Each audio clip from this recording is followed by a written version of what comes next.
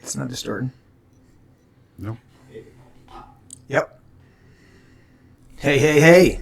Oh, there we go. Table shot. Table shot. Table shot.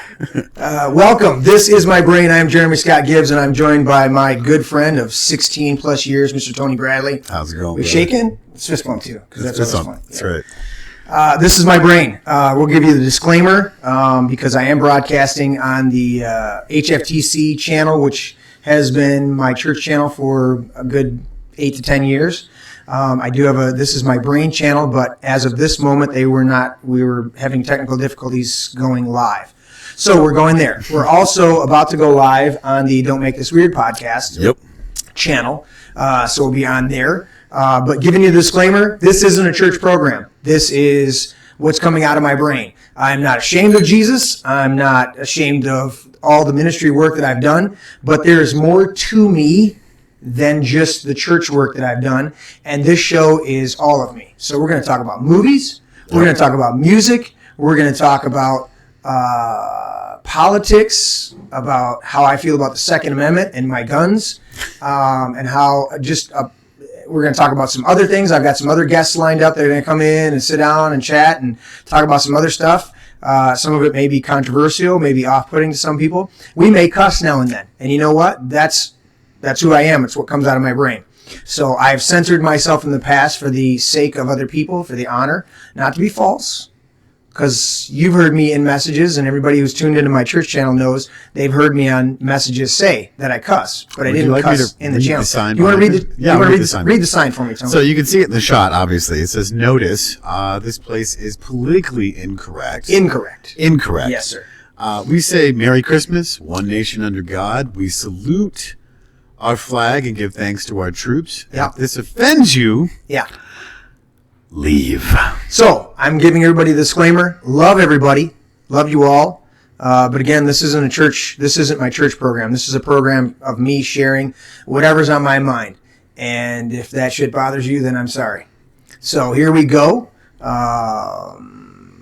We're going to talk about what it takes to do a podcast to begin with, because we had a bunch of stuff that we prepared before we got up here, and it was, in your vernacular, a dumpster fire. It turned into an absolute dumpster fire. So we've done at least 4 hours. We did a 3-hour test, or 3-hour recording last night. 3.5 hours. Yeah, and the audio didn't come through. We're still trying to recover it. We did a half an hour about 2 hours ago, just to do like a preview thing, just to sit down and do it. Quick test. And the first 2 times we did it, the audio, or we recorded it, and it was okay, and then we went back and listened to the audio, and it was pegged off the charts, kept distorted. So we were able to get the audio in the editor back to where it's supposed to be, but we didn't have time to re-upload it. We uploaded it once, and we're like, so this is officially the first episode of This Is My Brain. Yep. I don't know if I'll do the number 1 episode. I don't know if I'm going to do those, or just, it helps people to know which ones, Well, I mean, especially when you've got, specific content of, hey, did you catch the episode? Right. Which one? They're all labeled the same. So when you get to, where I've been doing this for, 3 years, and we're 110 episodes in. Right. On Don't Make This Weird. We're 17 episodes in on Survivor Girl. Right. And we're 15 or 16 episodes on Mitch's Fake Radio. Well, and you have to label that stuff. Well, what I used to do with the church channel was I would label whatever the message was. And if it was part 1, part 2, part 3, whatever. Mm-hmm. And then I would also put the date on it. Right. And that was how I did those instead of doing episodes, because it was church services, And I've been doing church services on HFTC there was uploads, and then there was services that we live streamed for about 8 years, 7, 8 years. When I scrolled back and looked through all of the files earlier today, it was like 8.5 years of you doing uploads on HFTC. And so there's a ton of them on there, and I welcome anybody that's tuning into HFTC. I know the notice goes out for those that are subscribers, and I appreciate you guys coming in. I just want to make sure everybody understands this is my brain, and so this is not your typical church show. But you know what? I'm modulating a lot. I am, because I want to, you know how many times outside of church that I have interacted with people and helped people being real, you know? We talked about it earlier in one of the previous recordings, if it ever goes up, you know, about having a beer with somebody, you know, doing some stuff like that. So are we up on Don't Make This Weird? That's what I was trying to see, because I just shared the link from HFTC TV. Yeah. And I'm hoping that it's actually doing what it's supposed to be doing. Yep. So there's it live. Okay. And I don't know, Nate, are we on Don't Make This Weird right now? Okay. So we're on both? I'm going to go to Don't Make This Weird and see what we got. That's the cross-pollination of the That's right. the multitude of platinum platforms we have. We're not above shameless promotion. No. I don't have nothing, buddy. Yeah, for home screen, yeah. Yeah, it's okay. You sure it's unlisted or public? He's checking. He's all right, checking. and this is what we've, you know, first show, we did a lot of preparation trying to make sure that we've got this, that we've got it all covered. And well, you said it yourself. You know, you talked about the book when we were doing the discussion last night. If you're embarrassed to drop your first offering. Yeah, your first, it's too late. Yeah, if you're not embarrassed by the first offering, you waited too long. Right. And that was out of the either the Abundance book or the Bold. I think it's out of the Abundance book.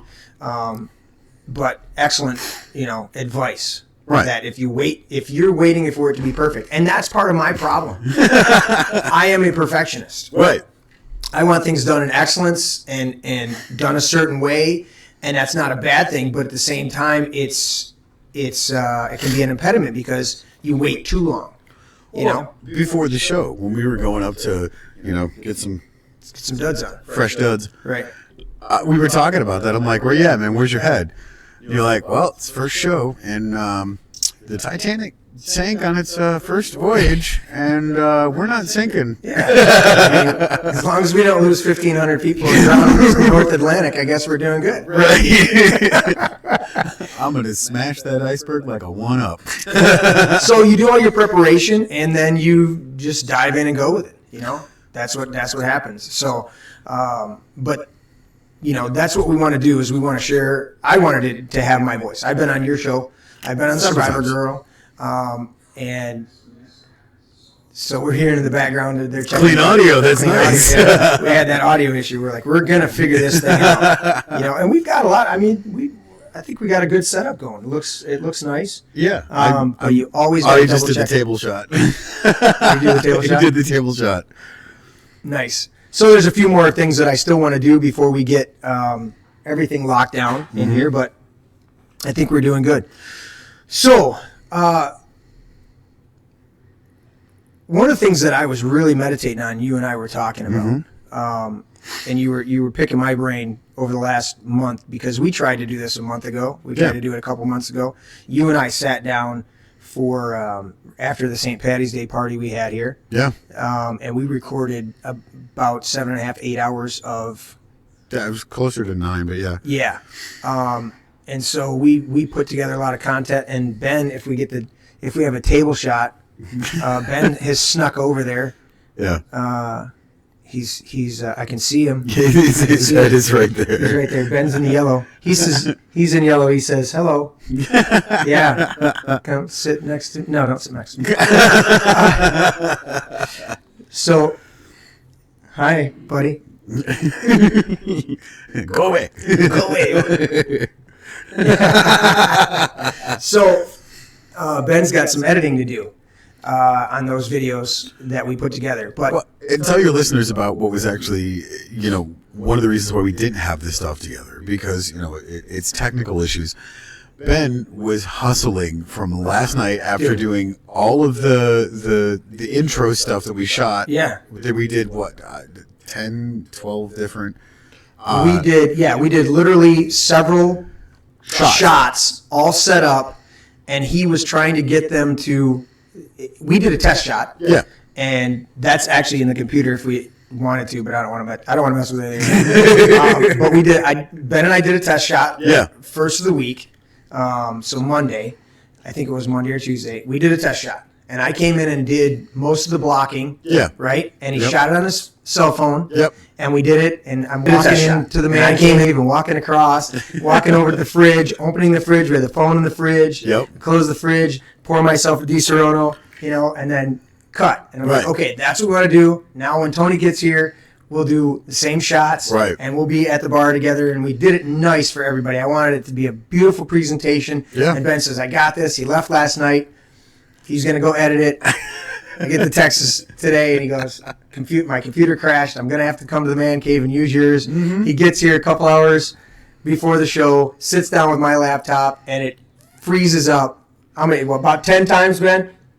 At least? Oh, it straight up crashed. Yeah. It just like the screen went white. Yeah. It was like waiting for program to respond. Well, so. Oh, yeah. He finally answers. That's awesome. So, anyways, we had a whole bunch of stuff, and that's part of it. Life is like that. Life is one test after another, and whatever you encounter, it's like how well do you do against that? How well do you persevere through that? Because we're doing the show. Mm-hmm. We had the counter all set up on here, and we were going to do 15-minute counter so that the stream was up, and everybody could see the links and share the links for a good 10 minutes before we even got rolling. And we started at like 8:01 with a 2-minute counter to give it time. And I'm like, all right. Well, and what's cool about this is on this platform, we're obviously using YouTube because it's free streaming. Right. Now, the cool part about this is you can interact with us on the chat. Absolutely. And we actually have someone in the chat. Oh, yeah. He's in the chat. Miss Candy Ray, who is... she does the Facebook page, 6 Degrees of Two Serum. Absolutely. Which is an incredible page. If you guys get a chance to check that out, go check it out. Yep. It's an awesome page. It's a lot of that positivity, uplifting stuff. Yep. She's up well over 200. Yeah, I think she said she was 202, 203, something like that. But she says, congrats, Jeremy, on your maiden voyage. Thank you, Candy. It's wonderful to finally be at this point because... again, this is me sharing my brain, and I wanted to. There's so many subjects that we want to discuss, and I got bogged down with the editing, and then Ben came into my life. He also works full time for me doing construction, but he's like, we're setting up the live stream. He's like, I'll do the lights, and I'll shoot some of the footage walking in. He goes, and I'm like, well, how about when we're doing the live stream? He's like, yeah, and I goes, well, Nate's coming down. Right. And Nate's phenomenal at the live stream, doing the switching from the scenes. And he's like, yeah, because I just want to take the stuff and go home and edit. That's what I like doing. Like, okay. All right. Well, he had one job, and he failed.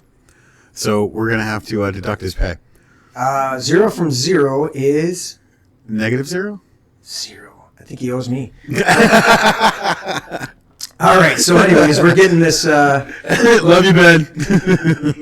He's going to hear that in about 10 seconds after the delay. Of course. Because he's listening to headphone monitoring the sound. Yeah. So he'll get that right about... now. Yeah. He's not...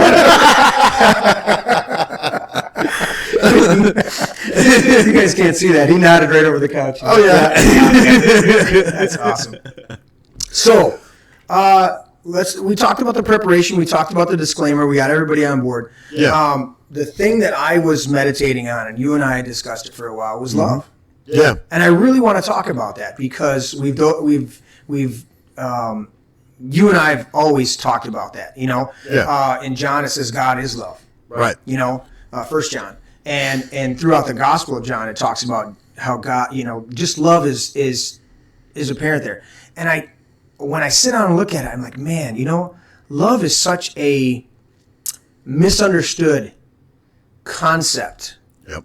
And it's really bastardized and polluted in so many ways. In a world mindset, love really boils down to lust. I want, I love you. No, you just want to hook up. Right.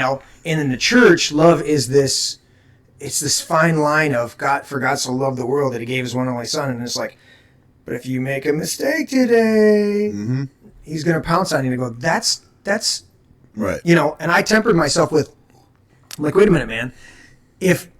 I'm like, Lord, why would you send your son to the cross to be crucified and brutalized for me? Right. And then be pissed if I do something like, say, pissed. Or if I does it make any sense? Does it make any sense? And then there's this hellfire and brimstone type of rhetoric. It's like, you're using fear tactics. And Scripture says he's not giving us a spirit of fear, but a power, love, and sound mind or self-discipline, right? Well, and I think a lot of the issue that most people have is they don't truly understand what the definition of love is. And there's many different types, and you have to define those. And if you go with the origin, I mean, what was it? Webster, Merriam-Webster, not Merriam-Webster. No Webster. Daniel Webster. No Webster. No Webster, yeah, thank you. Webster's 1828 dictionary? Yes. No Webster. If you go by the original context and definition, I think it's something like 4 big, ginormous essay-type paragraphs in defining what love is. And now, a cool little tidbit about Noah Webster, he knew the Bible's backwards and forwards. He dictated it from memory and wrote it. Right. All the time. It's a book of Eli shit. Right. Yeah, straight up. Yeah. Just like, all right, cool. Yeah. He's like, so where is this Bible? Right. Get some paper. But the cool part about that is, if it takes essay-sized paragraphs to discover or to define this, like Phileo, everybody thinks Philadelphia, city of brotherly love, right? Right. That's what it means. Right. And you go like this. It's a straight up Greek word, Philadelphia. Right. And then you look at stuff like euros, which is like, I love you because I'm paying $3.99 a minute. Right. Love. Right. Yeah. And then you look at like agape. Of course, the unconditional. Right. Now, most people, they truly don't understand what unconditional is. And I mean, to me, you and I, obviously, for years have had the brotherly love. Yes. We were happy. We were sad. We were, on good terms, on bad terms. We fought. That's what brothers do. Absolutely. And there's the good, bad, and the ugly through the whole gamut of stuff. Yeah. We'll love each other twice as hard and still, take each other and. Well, Proverbs says a friend loves it at all time, but a brother is born for adversity. Right. And so when you're a friend and a brother, then you love me all the time. And if we have some conflict between us, or if we have some conflict and we band together in battle, I mean, that's really the concept is brothers born for adversity. So when you're in the shit, you want your brother, but at the same time, you might get into it with your brother, because I know so many stories of.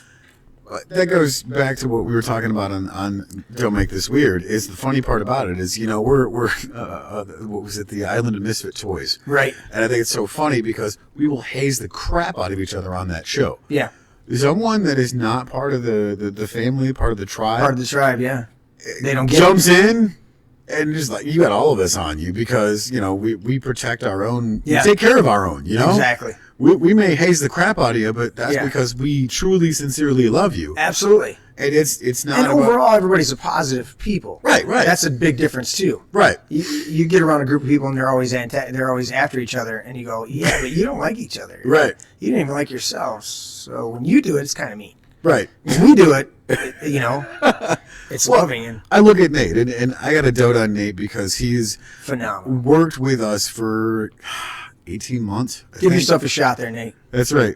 Show us that fine Asian.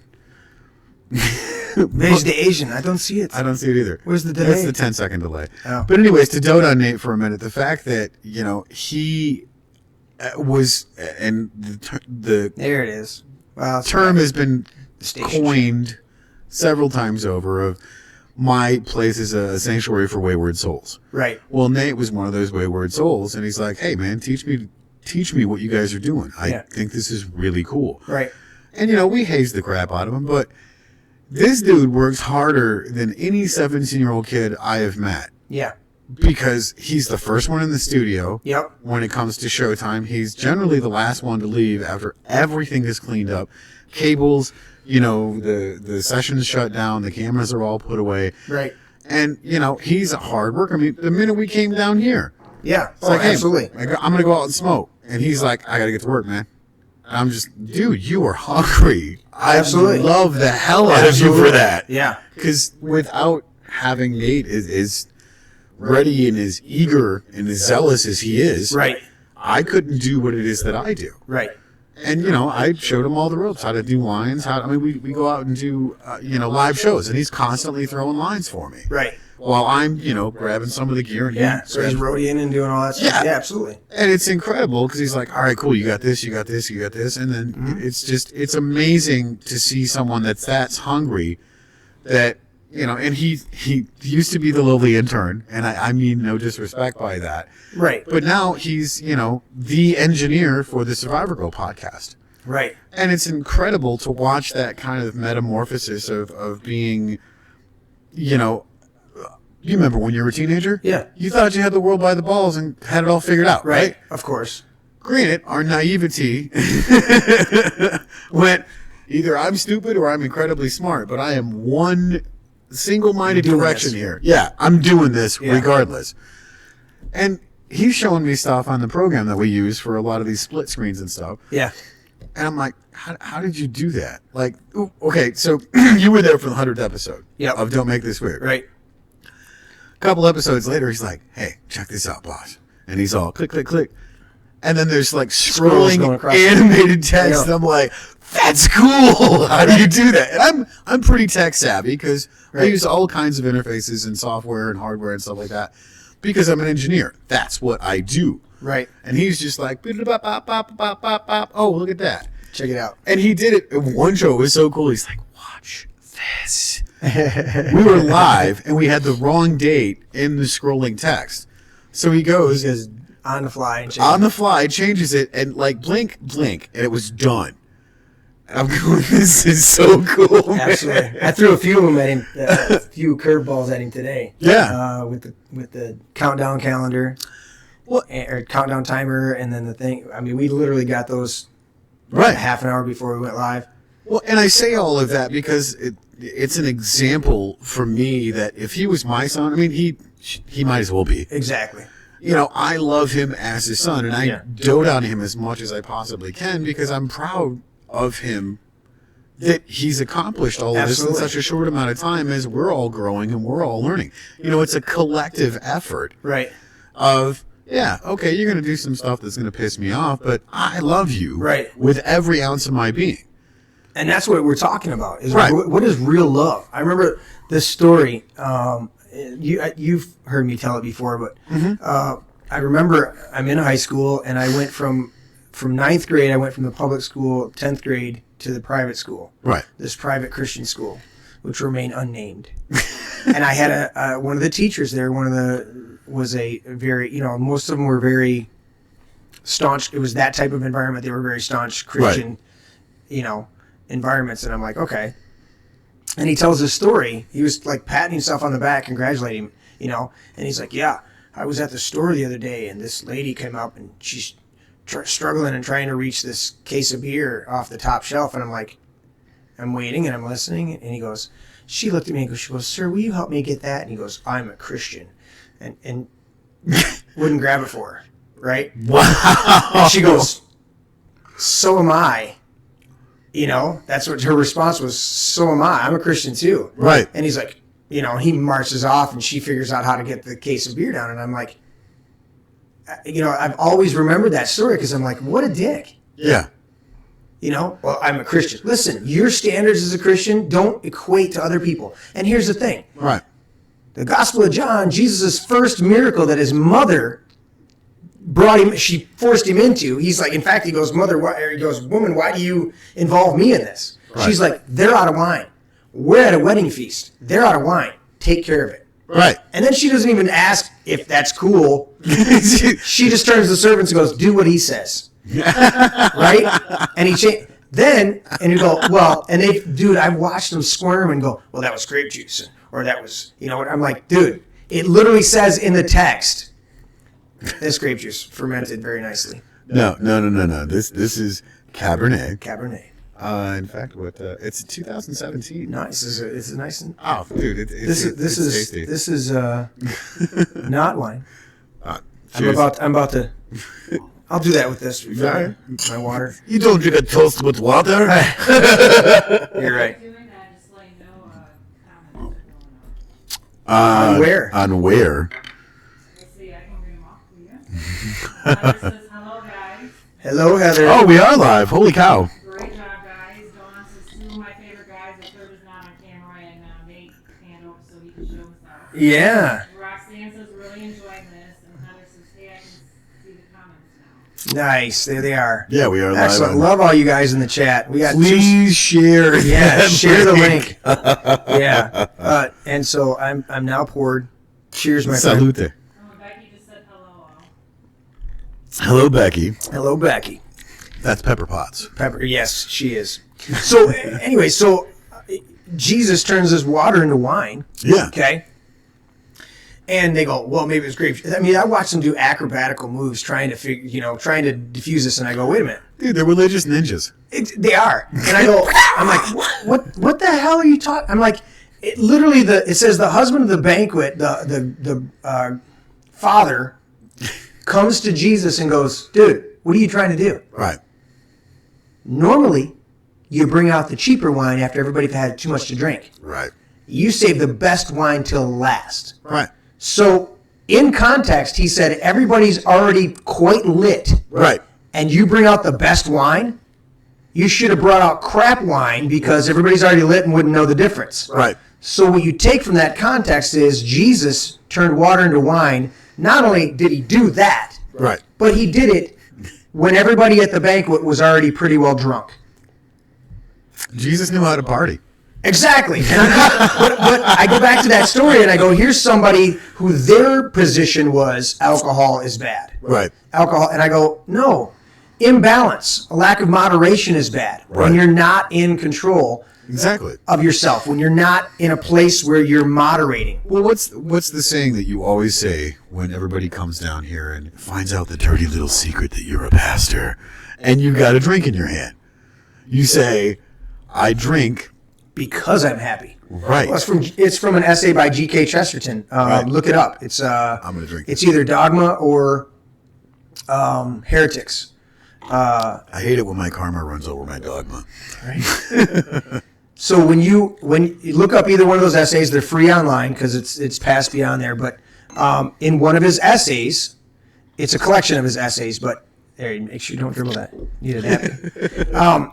But in one of his essays, he talks about it. It's spirits, something in the spirits. Anyways, he's talking about Right. drinking alcohol. Well, Right. back then, he was writing this in the turn of the century, so the late 1800s, Right. early 1900s. He's writing this essay, and they still used alcohol for medicinal purposes. Oh, yeah. They didn't have anesthesia and stuff like that. So if you were going in for surgery or something, they would give you alcohol a lot of times but there were complications with that because it thins your blood.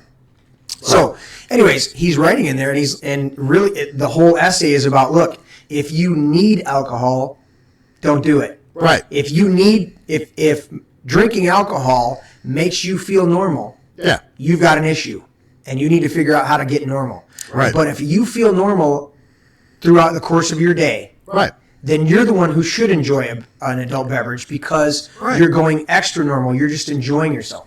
I'm having a drink right now, and we had some drinks last night. Yeah. But I'll go a whole week without anything. It's not a necessity in my life. It's something I enjoy. Up until last night, I think the last time we were down here, which was Labor Day, Yeah. I think that was the last time I actually had any sort of alcohol. Yeah. And, So going back to the point, the whole point is, here's this person who thinks that they're doing the righteous thing and being a righteous person.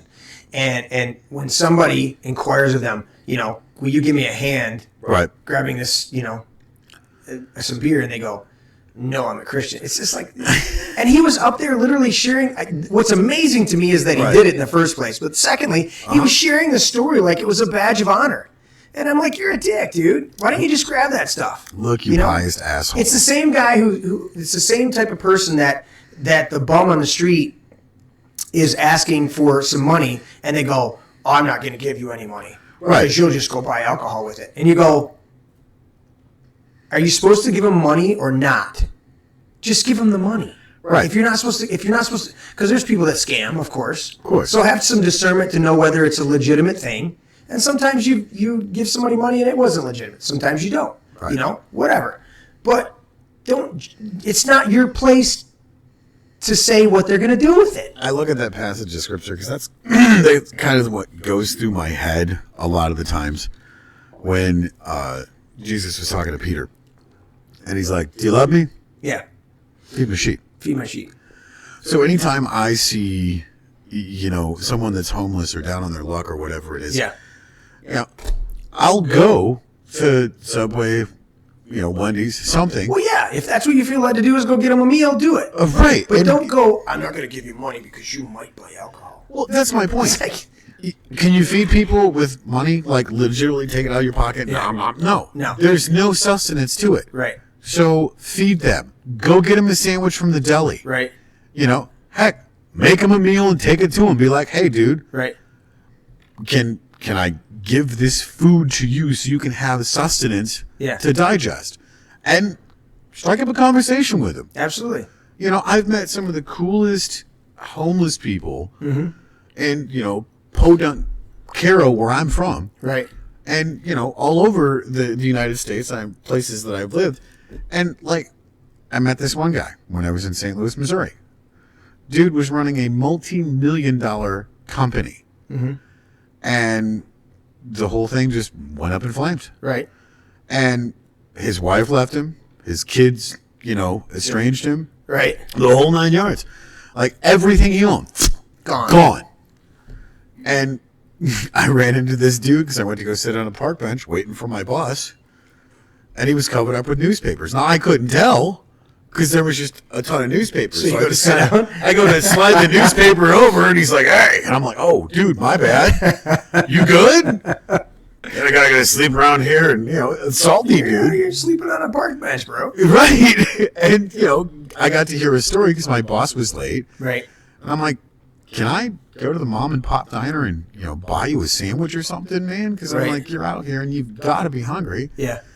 And he's like, oh, yeah, that'd be kind of cool. I appreciate that. And I'm sitting in the diner because, my boss was still late and I'm watching.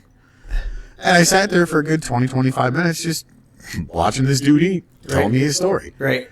And I'm like, feed my people. Right. You see somebody that's lacking or wanting, pour into them. Don't be a pious douchebag and go, oh, well, I'm a Christian and that's beneath me. It's amazing to me it's like they rail on the world about what they're, how they look at love and it's just lust and everything like that. And I go, man, but the church has some really jacked up ideas about love too. If you don't do this right and you don't do that right, I mean, they're great at doing hypocrites. But I really wanted to talk about the bottom line of what it means to love people, to love on people. When I'm at hockey and one of my guys, I'm having a beer with him after hockey and I'm, cussing right with him. Yeah. Not trying to keep up with him, but I'm not restraining myself. Well, tell them what they call you. They call me Preach. Yeah.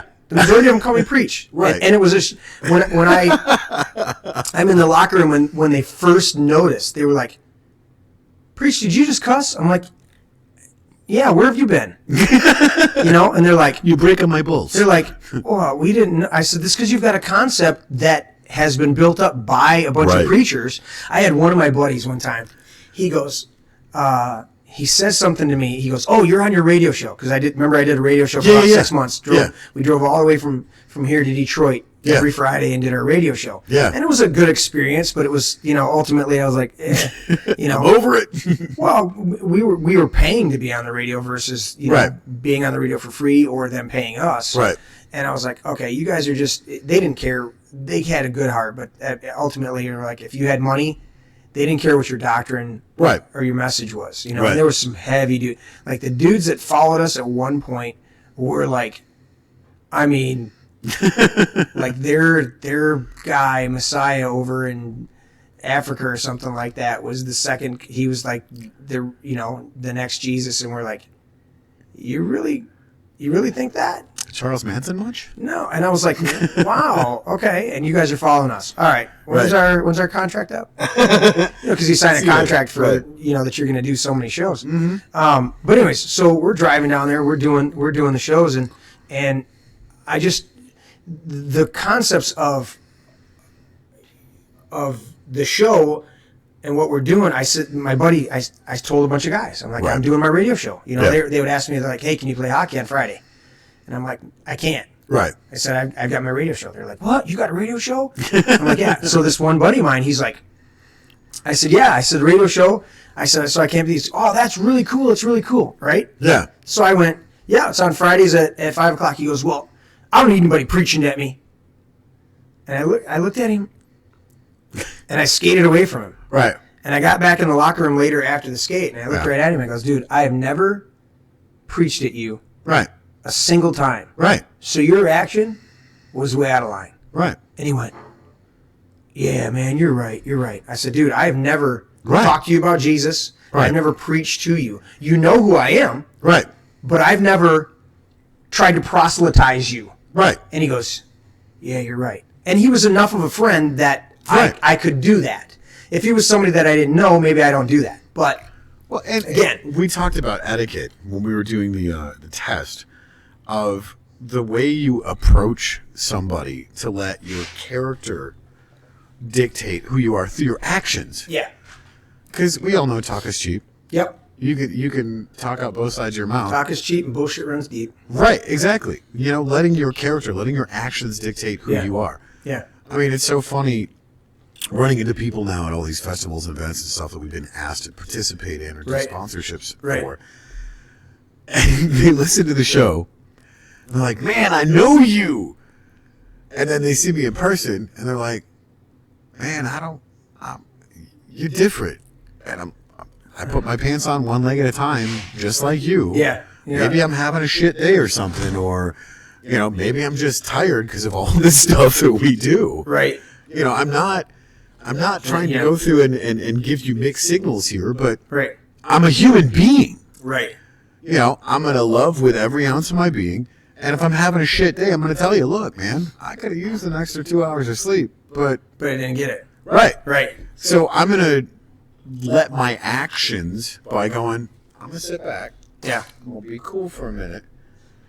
And when I got my headspace in the right space, I'm going to come talk to you. Isn't it amazing how people perceive and how people look at things? It just amazes me.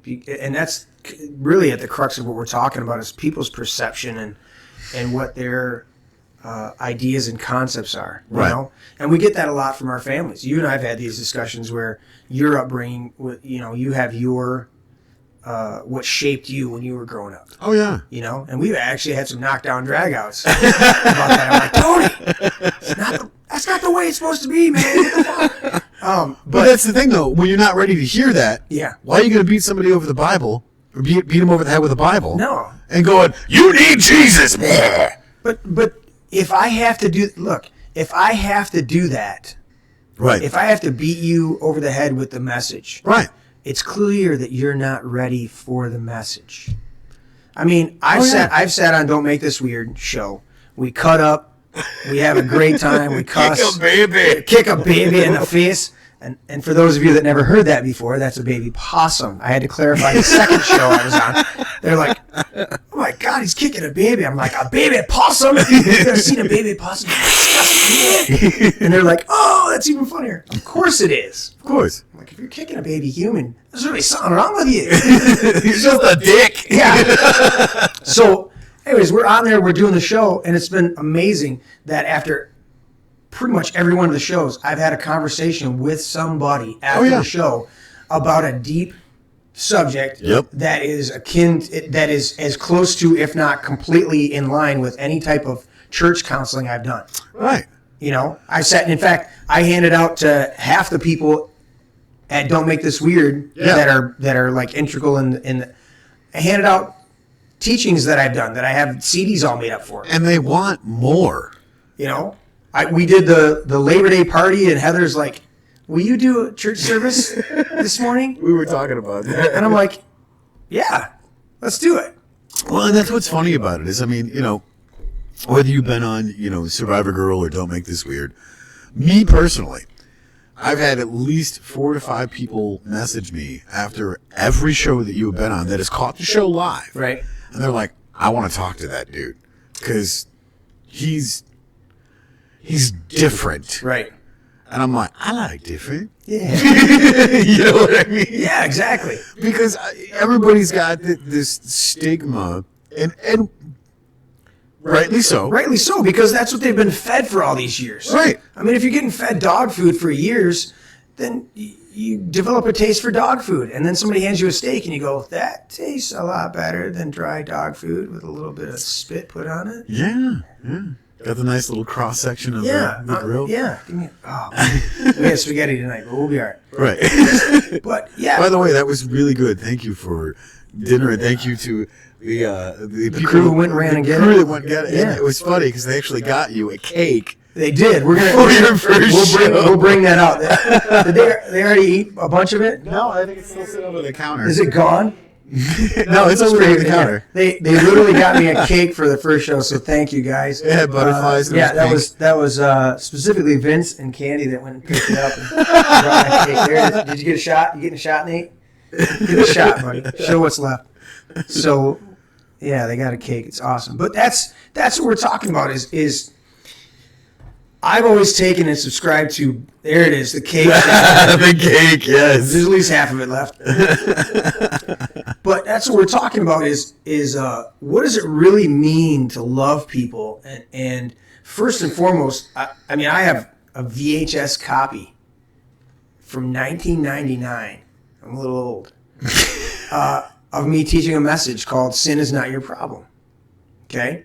Tisha actually was helping do the camera work and stuff. I think I remember watching that because we watched it on your old projection screen. Yeah, so that's television. So God, we're old. Got a few minutes on us. Yeah, right.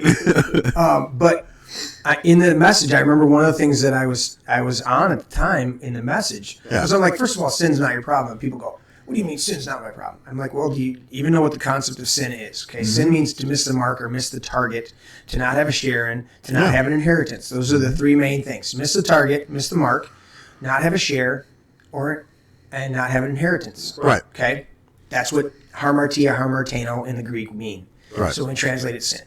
So if you don't know what you're supposed to shoot at, of course you're going to miss the target.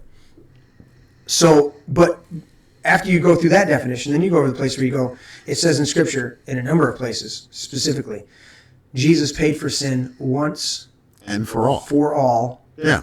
Done. Yeah. So is sin your problem? Or is faith your problem and relationship? Ultimately, relationship. You need to connect in faith with people or with the Lord. Pause that really quick. What you got? Dawn just chimed in and she said, yes, Jeremy, your teachings are awesome. I'm almost done with the CDs you sent. I want more. Well, you tell her the channel that she's probably on Don't Make This Weird. Yeah, this is Don't Make This Weird. She clicks on the HFTC channel. I think there's about 160 videos or something. Something like that, yeah. There's a lot. But thank you, Dawn. I appreciate that. But again, those teachings flow out of what the Lord taught me personally. Right. And then when I share it, I'm teaching it myself. Well, and one of the things I want to sidestep for a minute, because you brought this up, and it's a really great point. Because most people look at God and Jesus and, Father, Son, and Holy Spirit, all of this tradition stuff. But they forget about relationship. That's the crux of it. And I mean, to me, if you're going to love somebody, unconditionally, you have to cultivate a relationship with them instead of cultivate religion with them of, 6 out of the 7 days out of the week, you're a piece of shit. Right. And the 7th day, you're holier than thou. Right. No offense, get the fuck out of here with that bullshit, because I don't have time for it. Exactly. Be real with me and cultivate an actual intimate relationship with me to where, hey, I'm going through some shit right now. Right. I need to lean on you for a minute. You know how many people, you do and I do, but how many people come out of church and they're just, it's like, you wouldn't know that they're a believer. You wouldn't know that they're not because they don't have the religious monikers. Right. But because they're so mean or bitter or resentful. And I'm like, wow. And that's what I was talking about with that video. It's sin is not your problem is what I was teaching on the thing. Right. But in the video, I got onto this riff, and I know the Lord led me to it. And I was teaching. I said, look, I know why you don't like me. You don't like yourself. Right. Because remember what Jesus said? Right. Love your neighbor as you love yourself. Right. So it was a command, but it was also a statement of fact. Right. You love your neighbor as you love yourself. Right. So if you don't love your neighbor, you need to start checking yourself. Right. Because you probably don't like you. Right. And so when we're looking at that, it's like, I know why you don't like me. Yeah. You don't like you. Right. Because he who has many friends must first show himself to be friendly. And I got a lot of friends. Right. And I'm not screwing my friends over. I'm a man of my word. I'm honorable. Right. And I love my friends. When people come into the man cave, I've got it from you. Yeah. There's a one of the pages on the wall that you hand wrote out. Yep. And then after the Labor Day party, Heather wrote it out, right? And both of them have somewhere in it saying it's so peaceful to come down here. Now, do I work at, walking in and go, I just sometimes I do, but I've never walked into this building and said, I speak peace over this building. You know what I do? What? I operate in who I am. And it says, peacemakers sow in peace and raise a harvest of righteousness. So when people come into my environment, that's mine. Absolutely. They feel peace. They feel, I mean, I know people would agree all the way through chat. Dawn's said it. Yeah. Becky said it. Nate's said it. Absolutely. Allison said it. And Allison, I'm not trying to get all into the details of everything, but, Candy, she's like, dude, 4th of July party was off the hook. Right. But there was an incredible feeling of sanctuary here. Yeah. She's been down here a couple of times since. Yeah. And went, I got to go to the man cave. It's so funny that, up where in my neck of the woods, Yeah. I got to go to the man cave. Oh, dude, you like It's great. Like, you coming down? Hell yeah. How quickly? As soon as I possibly can. My son, Yeah. who doesn't like to do anything that's out of his comfort zone of playing video games and all these other things, brought him down here the one time. He's like, Dad, can I go back with you? I'm like, absolutely, man. Yeah. Yeah. We got some more stuff in chat. Oh, so Heather chimes in and says, I agree with Dawn. Yep. And then she says, I'm going to have to borrow those CDs. And then Dawn chimes in and says, yes, it is so peaceful there. Yeah. And you get around people and you can feel their flavor. You can feel their atmosphere. You can feel what's going on. Becky chimed in and said, oh my, I love the time at the man cave. It was so peaceful, great energy. Absolutely. And that's what it's about. And so, again, I wanted to do a show that shows all of me because I don't want people, number one, to have a false perception that I'm walking around, and I never gave that perception, right? I don't think. But if you're only getting this view of me on my channel, take them off. Then you're not seeing the whole me. That just like you said, I put my pants on the same way that you do. Yeah. But here's a whole bunch of people testifying. They're like, look, this dude. I'm coming into this man cave, right? And we got the bar and the pool table and the fridge and foosball table, and we got all this, the big screen and all the stuff. And the kids can play PlayStation, and we just have a great time every time somebody comes here. It's good fellowship. Well, and it's an incredible sanctuary for those people that maybe are teetering on the precipice of going, I'm done with the whole religious legalism jargon crap. Right. But I want to be around real people. And that's my point, is we've got an environment that is just a natural outflow of who I am. And I want people, this part of this podcast is for me to say, take a look at who I am completely. Yeah, absolutely. Because if you're longing for something, it's not as big as you think it is to get over to a place of purpose and fulfillment. You don't have to be some hoity-toity stick in your ass. Right. You can be a normal person, and get up every day. But what matters is doing right by people. It's loving people.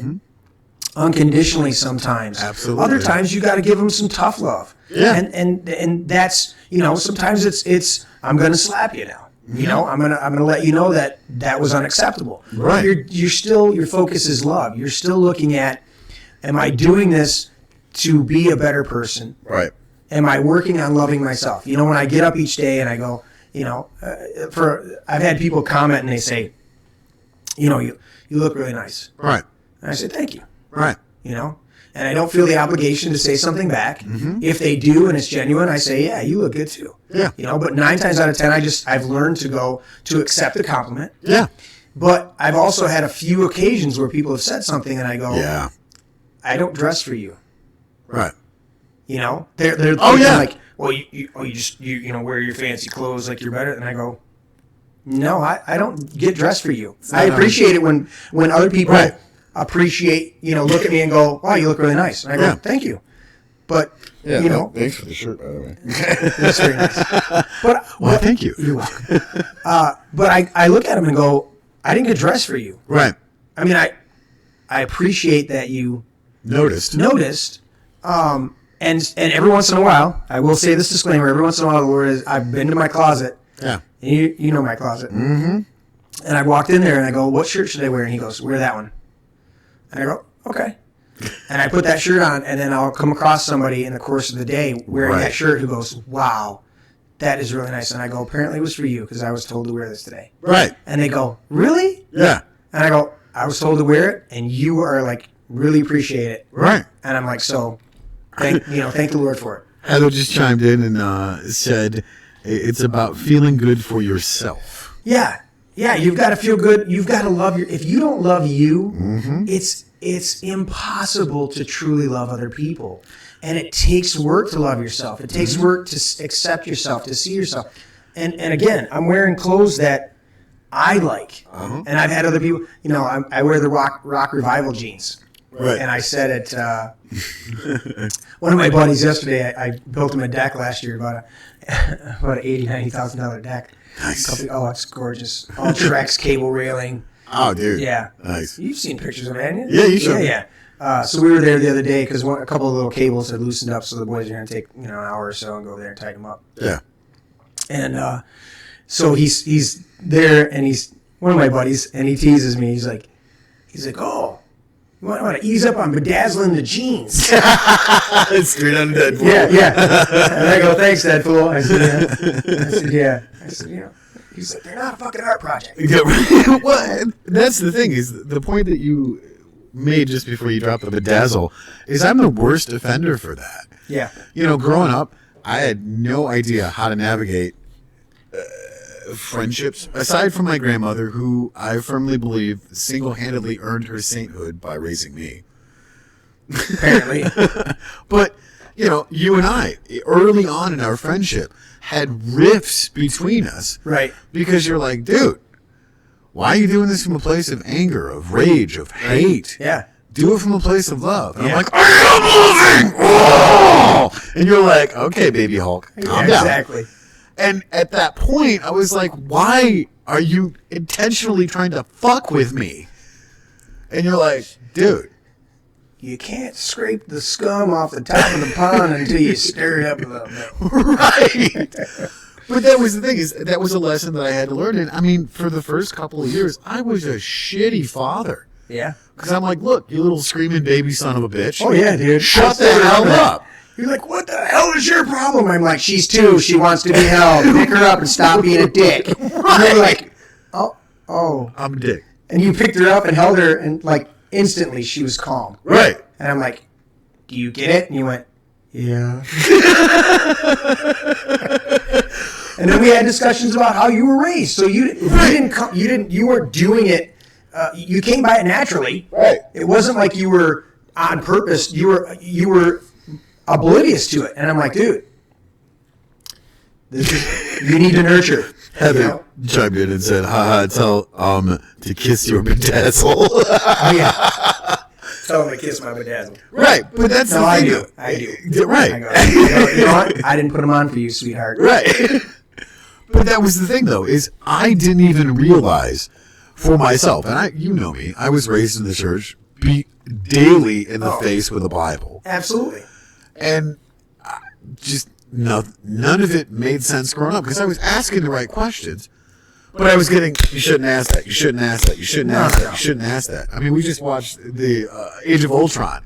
Right. You know, and that's what I felt like was, you know, Iron Man pummeling the Hulk. Go to sleep, go to sleep, go to sleep, go to sleep. You know what I mean? And then you came along and you went, dude, don't be a dick. Pick up your daughter and love her. Yep. That's all she needs. She's like, she's changed. I fed her. I took care of this. I took care of that. What the hell is her problem? I'm like, she needs to be held. Just pick her up and give her a hug. Buddy. Right. 15 minutes later, she's like, okay, cool. I'm going to go do my thing. Yeah. It took you a little while to hold her. Right. And then she's like, I went down. Yeah. And you're like, that's it? That's the secret? Yeah, it's not really a secret. It's not really. It's just, nobody told you. But because of our friendship, you taught me how to be a better father. How to if you're going to discipline a child, do it from a place of love. Absolutely. Don't let your own frustrations get in the way of that. And I mean, you know, like I said, early on in our friendship, we were constantly doing this, not because we hated each other. No, but when you've got rough edges, right, you're going to scrape up against things. Yeah. And that was the funny part about it. I remember a couple of years ago, you came to me and you're like, dude, you remember that conversation we had back at the House of Vassar? And I was like, what conversation are you talking about? And you brought up something and you're like, yeah, I kind of busted your balls pretty hard back then. But you know, you had a point, and it took me a minute to chew on it and go, that motherfucker. Yeah. I think I lit you up pretty good that night. Oh, yeah, and that was the thing. And I was like, man. But I didn't do it from a place of wanting to hurt you. Right. I was, part of it was I was very disappointed. Right.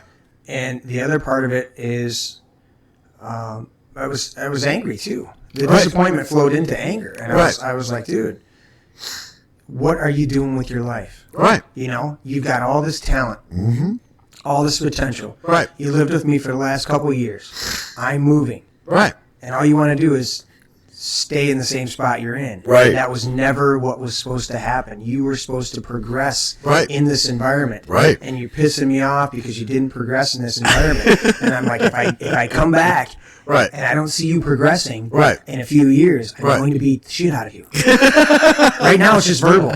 Right. But I'm going to come back. I'm going to rip you. I'm going to shred you. And dude, we lost touch for a few years. Yeah. And but then we got back into touch, and you were starting to just tear into things and starting to just go forward. Absolutely. And part of it was not getting after you just because of me personally. Right.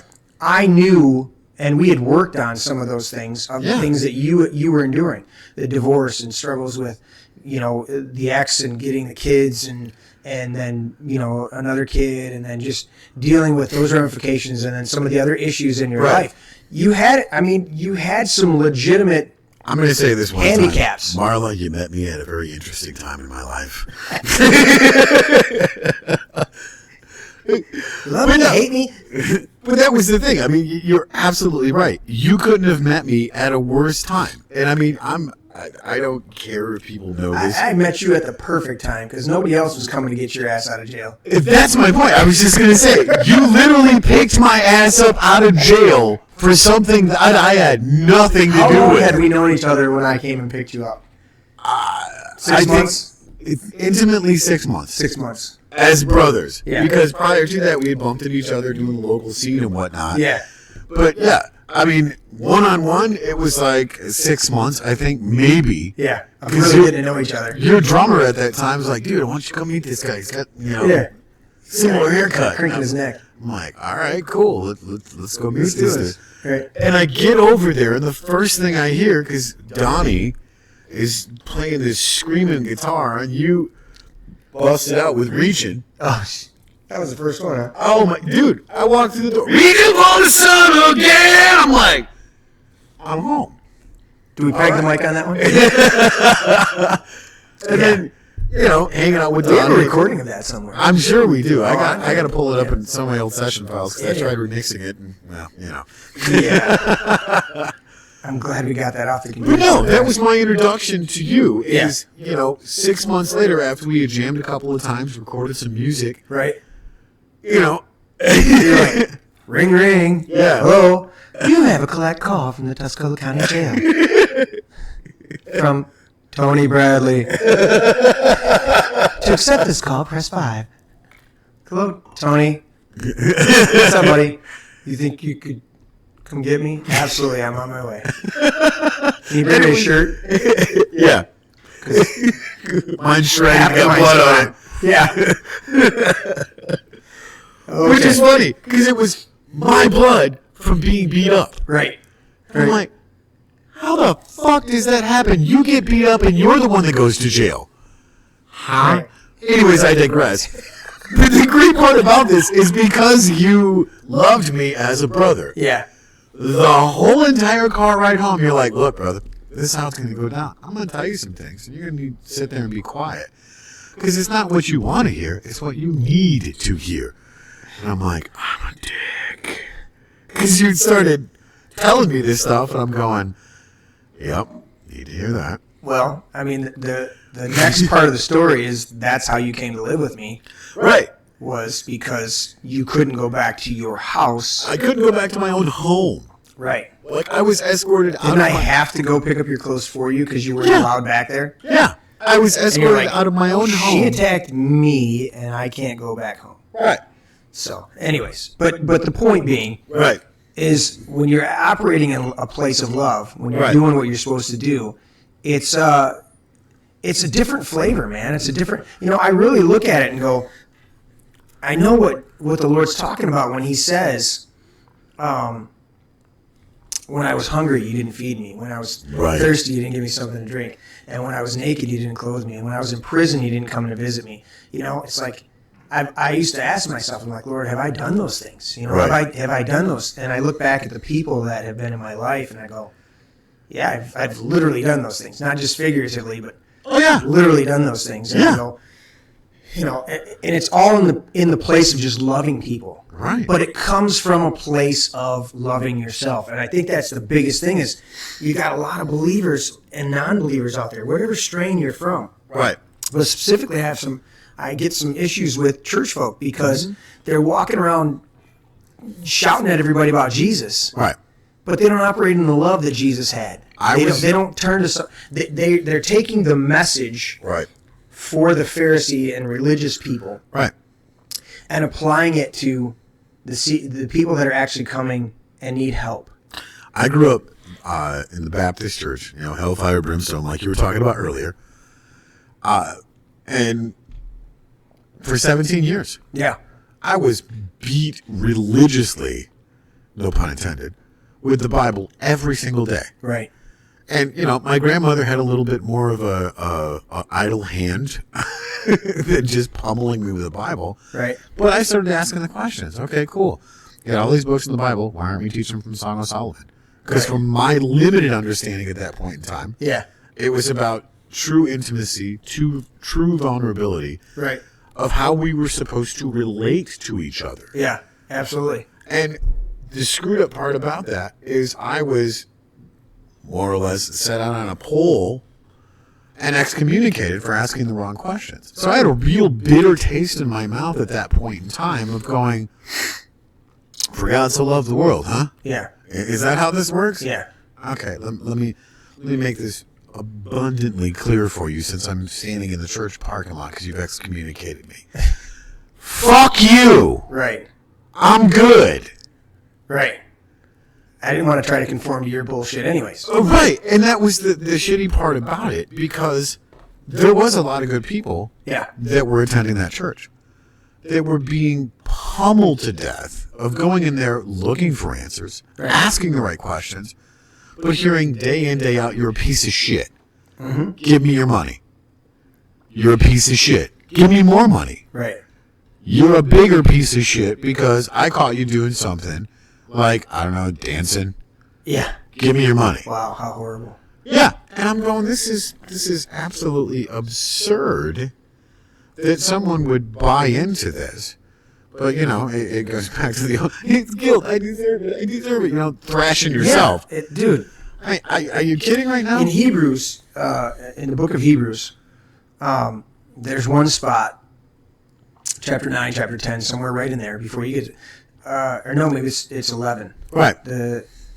No, it's 9 and 10, where my Bible's at. But it talks about how that the first covenant covered sin. Right. Took care of it. But it was unable to take away the guilt of those offering sacrifice. Right. And it says that the new covenant, covenant we're under, is able to take away the guilt of the worshiper. And it goes into chapter 10 and it says therefore let us come boldly to the throne, right? Right. Having I'm paraphrasing right now, but everybody, you can look it up. It's like having our bodies washed with pure water and our hearts cleansed, purified with blood, so that we can come before the throne, spotless and blameless. And I go, if you're a believer, and first of all, either new and you haven't been taught, that's fine. But if you're standing there and you've been in the church for a lot of years and you walk around with guilt, right? You're either in the wrong church, or you just don't want to. They have this mentality that I need to feel bad. I need to feel this. Right. And it's not a healthy place. It's not a good place. Our heart needs to be cleansed and be free. Nate asked me earlier, and it was pretty cool. He's like, "What's your favorite scripture?" And I'm like, pick a subject, because I have 15. If you're going to talk about purpose and walking in vision, then I'm going to give you Proverbs 16, 1-4, right? To man belong the plans of the heart, from God comes the reply of the tongue. Commit your plans to the Lord, and they will prosper, or they will be made solid, made firm. Right. For the Lord will achieve his end, because he raises up the wicked even for the day of disaster. Yeah. And I'm like, so that's one of them, if you're talking about purpose and destiny. If you're talking, and I was like, you know what? Go John 15:3. And so he punches it up and he shows me the graphic, and I'm like, very nice. John 15:3. Yeah. You are already clean through the word which I've spoken to you.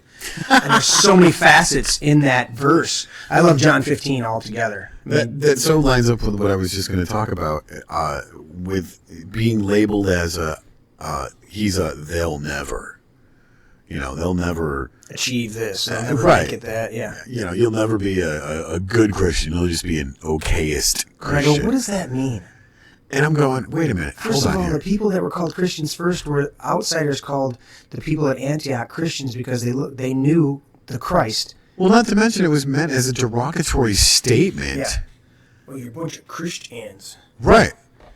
Well, and that was the thing is, taking the perspective of being excommunicated from the church. Yeah. I always, and not because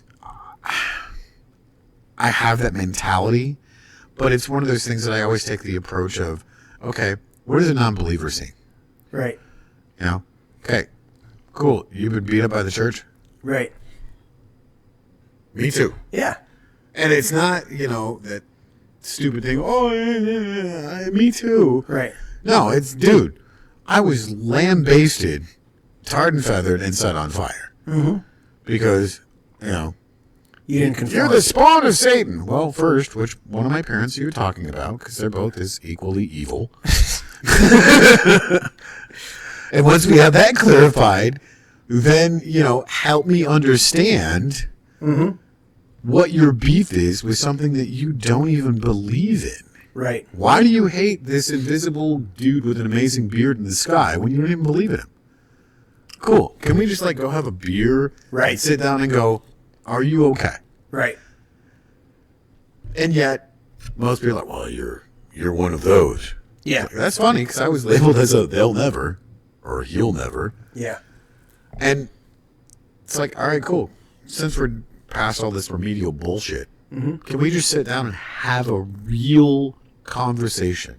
Yeah. And possibly, quite possibly, because I'm the worst offender for this, because I've been hurt. I've been, dude, there's nothing that feels more incredible than when you become friends with somebody or you're connected with somebody of the opposite sex and they go, oh, I'll never hurt you. I'll never leave you alone. And the next thing you know, you wake up with a chainsaw sticking out of your spine and going, oh, so this is love. Right. No. And if you have to tell me that you're not going to do it, right, that's a red flag right up front. But that's the point, though, is just because I've been pummeled into the mantle of the earth. We're way past the crust. Mm-hmm. Still doesn't mean I'm not going to go through and reach out and go, tell me your story. Right.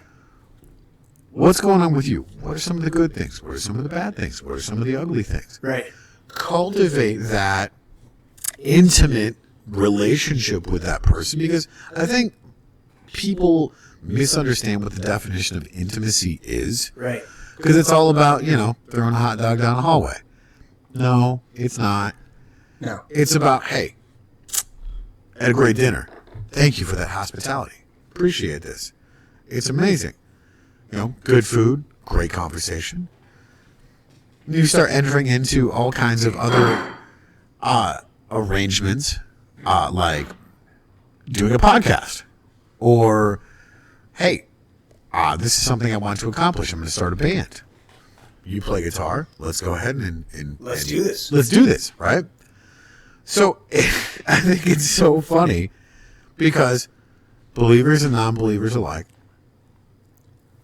I have so many interesting conversations. And they're like, well, I ain't all into that Christian, hooey, religious bullshit garbage. Right. I'm like, that's cool. Do you? I'm still going to be friends with you. We're still going to hang out. Right. I'm not here to pummel you over the head because we've been friends for, X amount of years. Hey, dude, I love hanging out with you, man. I love you. Right. I enjoy your conversation. Yeah.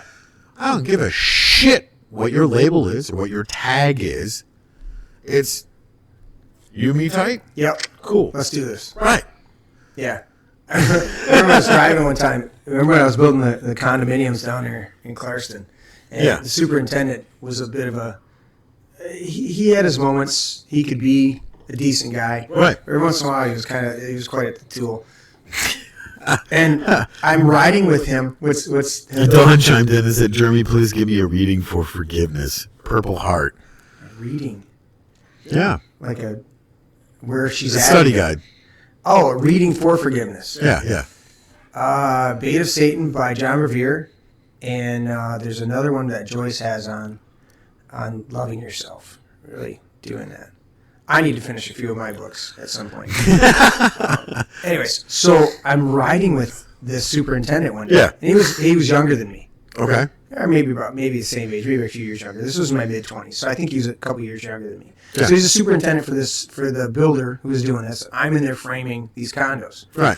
And he, I'm riding in his truck. For whatever reason, I ended up with him for lunch or something like that. And I'm riding with him in his truck. We're going to grab something. And there's Ben. What's up, Ben? But we're riding in his truck, and it's his truck, and we're listening to his stuff, right? Right. Metallica's on the radio. Dude. Whatever. Yeah. So this is mid-20s. So this is 20 years ago. Was the Black Album out in the early 90s? Did it come out? Dude, it was 1990 when it came out. Okay, so it must have been right off the Black Album. Must have been right, something off that. So we're cruising around. And I'm jamming to the song. Right. And all of a sudden he turns to me and he goes, I thought Christians didn't sing to this stuff. He's like, I thought Christians didn't, listen to, he just, said something very derogatory. He's like, I thought Christians, I looked right at him and goes, what you think you know about my Christianity? I don't care what you think you know about anything else. I'm like, what you think you know about my Christianity and my faith and my relationship with God is probably zero. Right. And I've been working on this project for about a year, and I'm like, but what you think you know? Right. You don't know anything. Right. And I'm like, and for you to presume it, right, that you know me, and I said, furthermore, it's your fucking radio. Right. I'm singing to your radio. This is the stuff you put on. And you're going to tell me that somehow I'm not honoring what you think you know about me? I'm in violation of your radio. I'm literally singing to the music on your radio, and you're going to try to criticize and correct me? Right. I'm like, you'd be better off just shutting your mouth.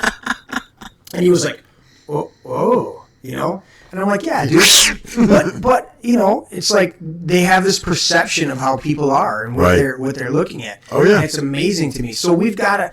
I just want to get the message out there to people. It's like start loving yourself. Start. First of all, the scripture says, "Love the Lord your God with all your heart, soul, mind, and strength." Right. Love your neighbor as you love yourself. Right. So you get out of yourself enough to love God. And I look at a lot of the conversations that I've had with a lot of the people in the tribe. You know, that are struggling with something. And I've struggled a lot with anxiety. Yeah. Depression. Right. You know, suicidal thoughts all day long for years. Right.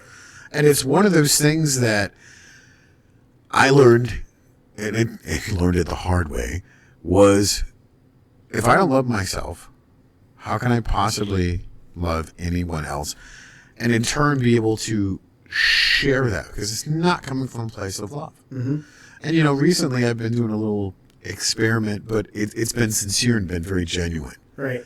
You know, when somebody comes to me and go, "Hey, can I just talk to you for a minute? Like, I'm kind of not okay." Right. And it's like, cool. Well, guess what? Before you start, I want to lay the ground rules here. You know, it's, you know, you have a tribe. Your tribe has called you amazing. Right. Never forget that, and always remember it, even when you're in your bad and ugly days, because everybody has good, bad, and ugly days.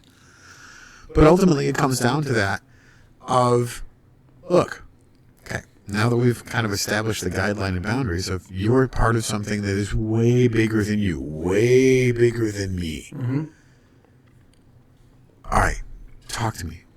What is the deal? Right. You know, confide in me. I'm just going to sit here, shut up, and listen. Yeah. And it's amazing how it's not really a distraction, but it's like, whoa, wait a minute. There's more people that legitimately care about me. Yeah. I'm not the only one that's struggling with this. And I came to you, and you're telling me this that has, I mean, it may have some degree of commonality there, but still, it's like, well, wait a minute. I have more people that I can talk to. Yeah. I mean, I think of my friend Tiffany, who I adore. I grew up with her mom, and her mom was my babysitter. So I've known Tiffany since she was, knee high to a grasshopper. But it's so funny. Like, she's constantly confided in me over some pretty dark stuff. But in the same token, she went, look, you're the only one that I could talk to. And I'm going, all right, love you, BFF for life. Right. And without question, regardless of what kind of mood she's in, what she's going through, immediately, without question, love you too, BFF for life. Right. Because there's that legitimacy there of it doesn't matter what it is that you're going through. If you are loving a person from a place of love, they're going to identify with that and go, wow, this person legitimately gives two fucks about me. Right. And they're not just giving me lip service. Right. Because their actions dictate it. I mean, it's so funny. I can't tell you how many times people will come to my house, and even down here at the man cave. Like, dude, every time I go to your house, did you eat? Yeah. You need a shower? Right. You need to do some laundry? You need to sleep? You need a nap? Yep. Whatever it is. Yep. And it was funny because there was a meme going around on Facebook for a minute. It's like there's more than one way to say, I love you. Yeah. And it was funny because my inbox got blown up when a bunch of people saw that app. They're like, dude, you do that! And I went, well, yeah. Yeah. Because I legitimately give a shit. Right. It's not just, how can I manipulate you through my religious label? Yeah. And let's talk about that. Yeah. I'm going to go into this in greater detail. How we doing on time, Nate? We're good. We're going to try to keep it around 2 hours, but ultimately we don't care.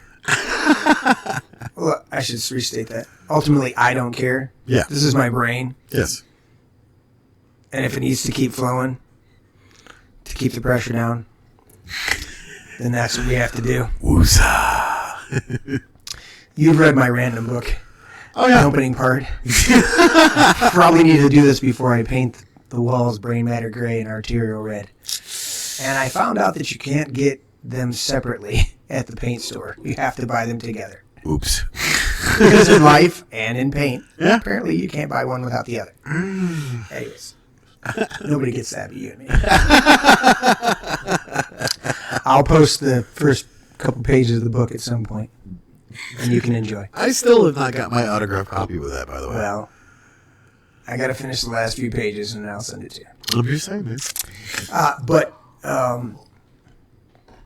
one of the things that's been interesting to me, and we need to do like a whole show on this or something, because I listen to a lot of different people. Yeah. As far as I say a lot of different people. There's like 5 or 6 people that if I start naming their names, we might get deplatformed for just naming their names, which is bullshit. But I'm not going to name drop them for the sake of my notoriety. Let's put it that way. I can give 2 shits whether they deplatform us or whatever. But some of the people that I listen to, they're dealing with a lot of the political issues in our country and in the world, and they're talking about obviously things, and we'll get into New World Order and conspiracies and a bunch of stuff like that. But I wanted to keep stuff a little bit closer to the heart, with what I'm talking about. And so I've been over the last couple of years really honing in on this idea of what makes a world leader try to control all these people? What makes these social media people want to dictate who we should vote for, and what makes these, the controller, they don't want us to see this when we get onto YouTube and I want to watch a certain person and they're like, oh no, we deplatform them because, so we're digitally burning books. Is that what we're doing? Unfuhrer? Is that what we're doing? So you can't think. I had a brother, he was attending a congregation, he's passed on now, but just a great guy, sweetheart of a guy, and he come to me one day and he says, I'm going to read this book. Right. And he says, what's your advice? And I said, well, I personally never read it. Right. And I said, but I know enough about the book. Yeah. And I've been around enough circles that I know what the overall content is. And he says, well, should I read it? And I said, yes. But understand that it's coming from a place and natural. It's a church book. You're buying it at the Christian bookstore. Right. But it's coming from a very natural perspective on things. Yeah. And I said, but please read it. And he came back and he said, I read the book, and he said, you're exactly right. And I said, that's why I didn't read it. Right. I said, but I would never tell somebody else that they can't, that they shouldn't, that they can't. If you want to read Mein Kampf, read it. Right. If you want to read Karl Marx, if you want to read some of these other ones, read them. Because you'll learn something. But so we don't want to destroy these things. But we certainly don't want to adopt them as a dictate for how we live our lives. That's what I think is so incredible, is I always preface when somebody goes, well, what's your opinion on this? Yeah. And I immediately retort with, don't let my opinion sway yours. Exactly. Right. But since you're asking me, because I never volunteer my opinion, ever.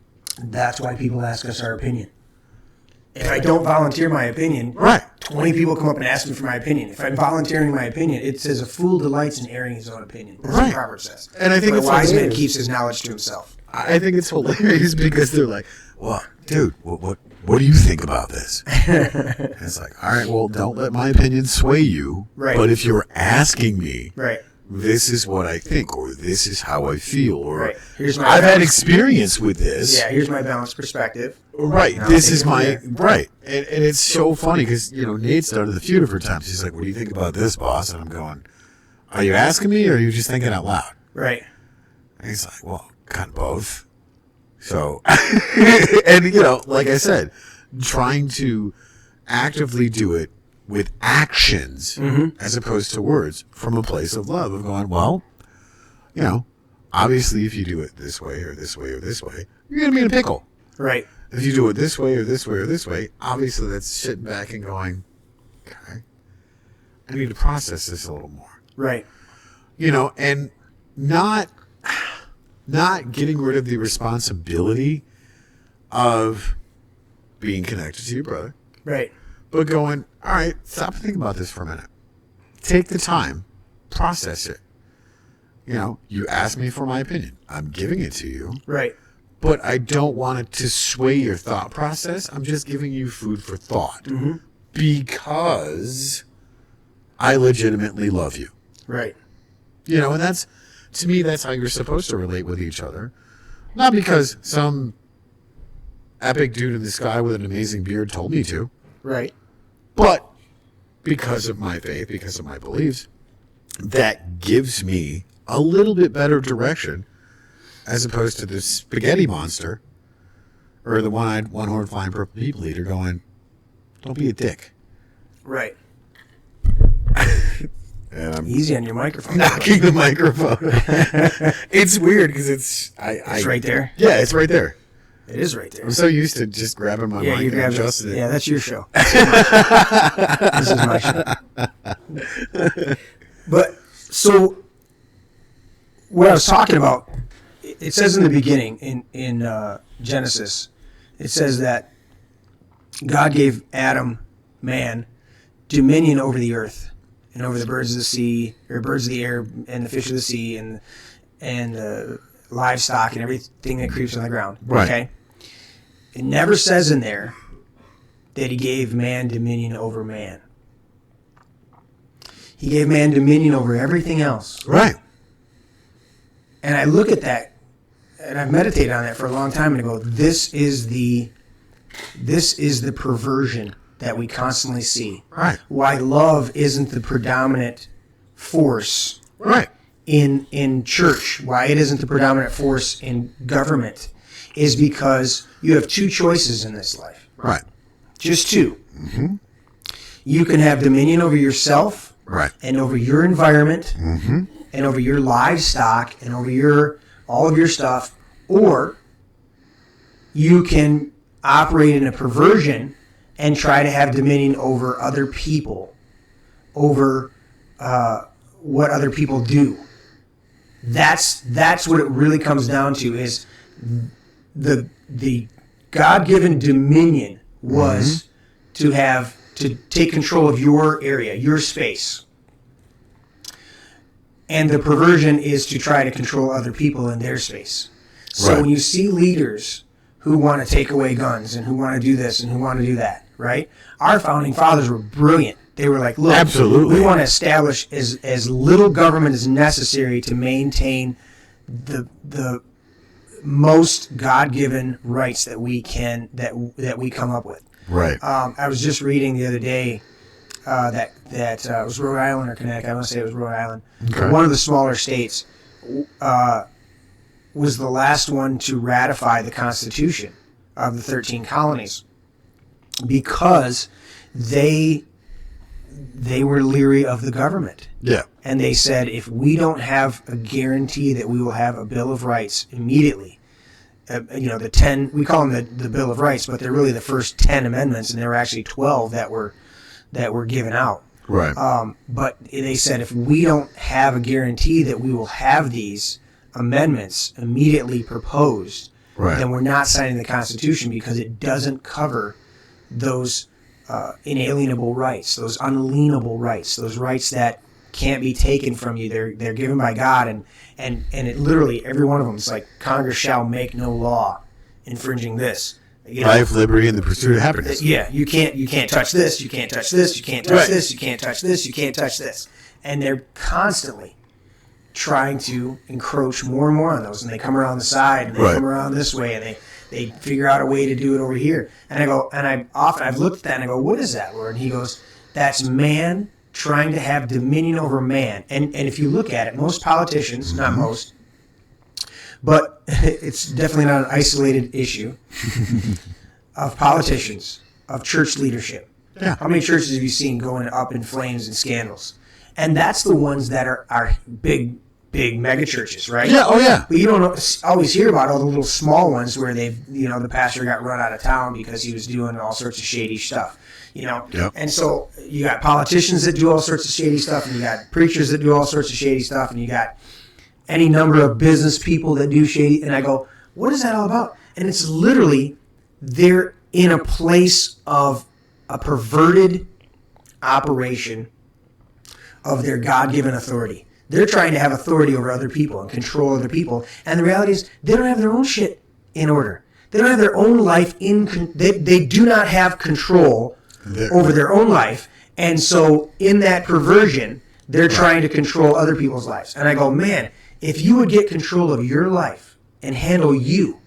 Well, and that comes from the lack of understanding of, and you summed up the definition of perversion. Yeah. It's a perversion of the definition of what love is. Mm-hmm. Yeah. I mean, people, you hear horror stories. And I'm not going to go into all of them, especially the really messed up ones. But, you hear horror stories of stuff that people have went through. Yeah. Abuse after neglect, after abuse after neglect. Yeah. And you go, that's not love. That's not love at all. But yet, you have these people that are trying to navigate that. Yeah. And from, very young ages all the way up to, adults that are 80, 90 years old. Mm-hmm. That's what's established in their head and in their heart of going, well, this is what love is. I suffer some fire and ice every day. And it's like, no, that's not what that's love is. You've got one of the definitions there. I want you to read it.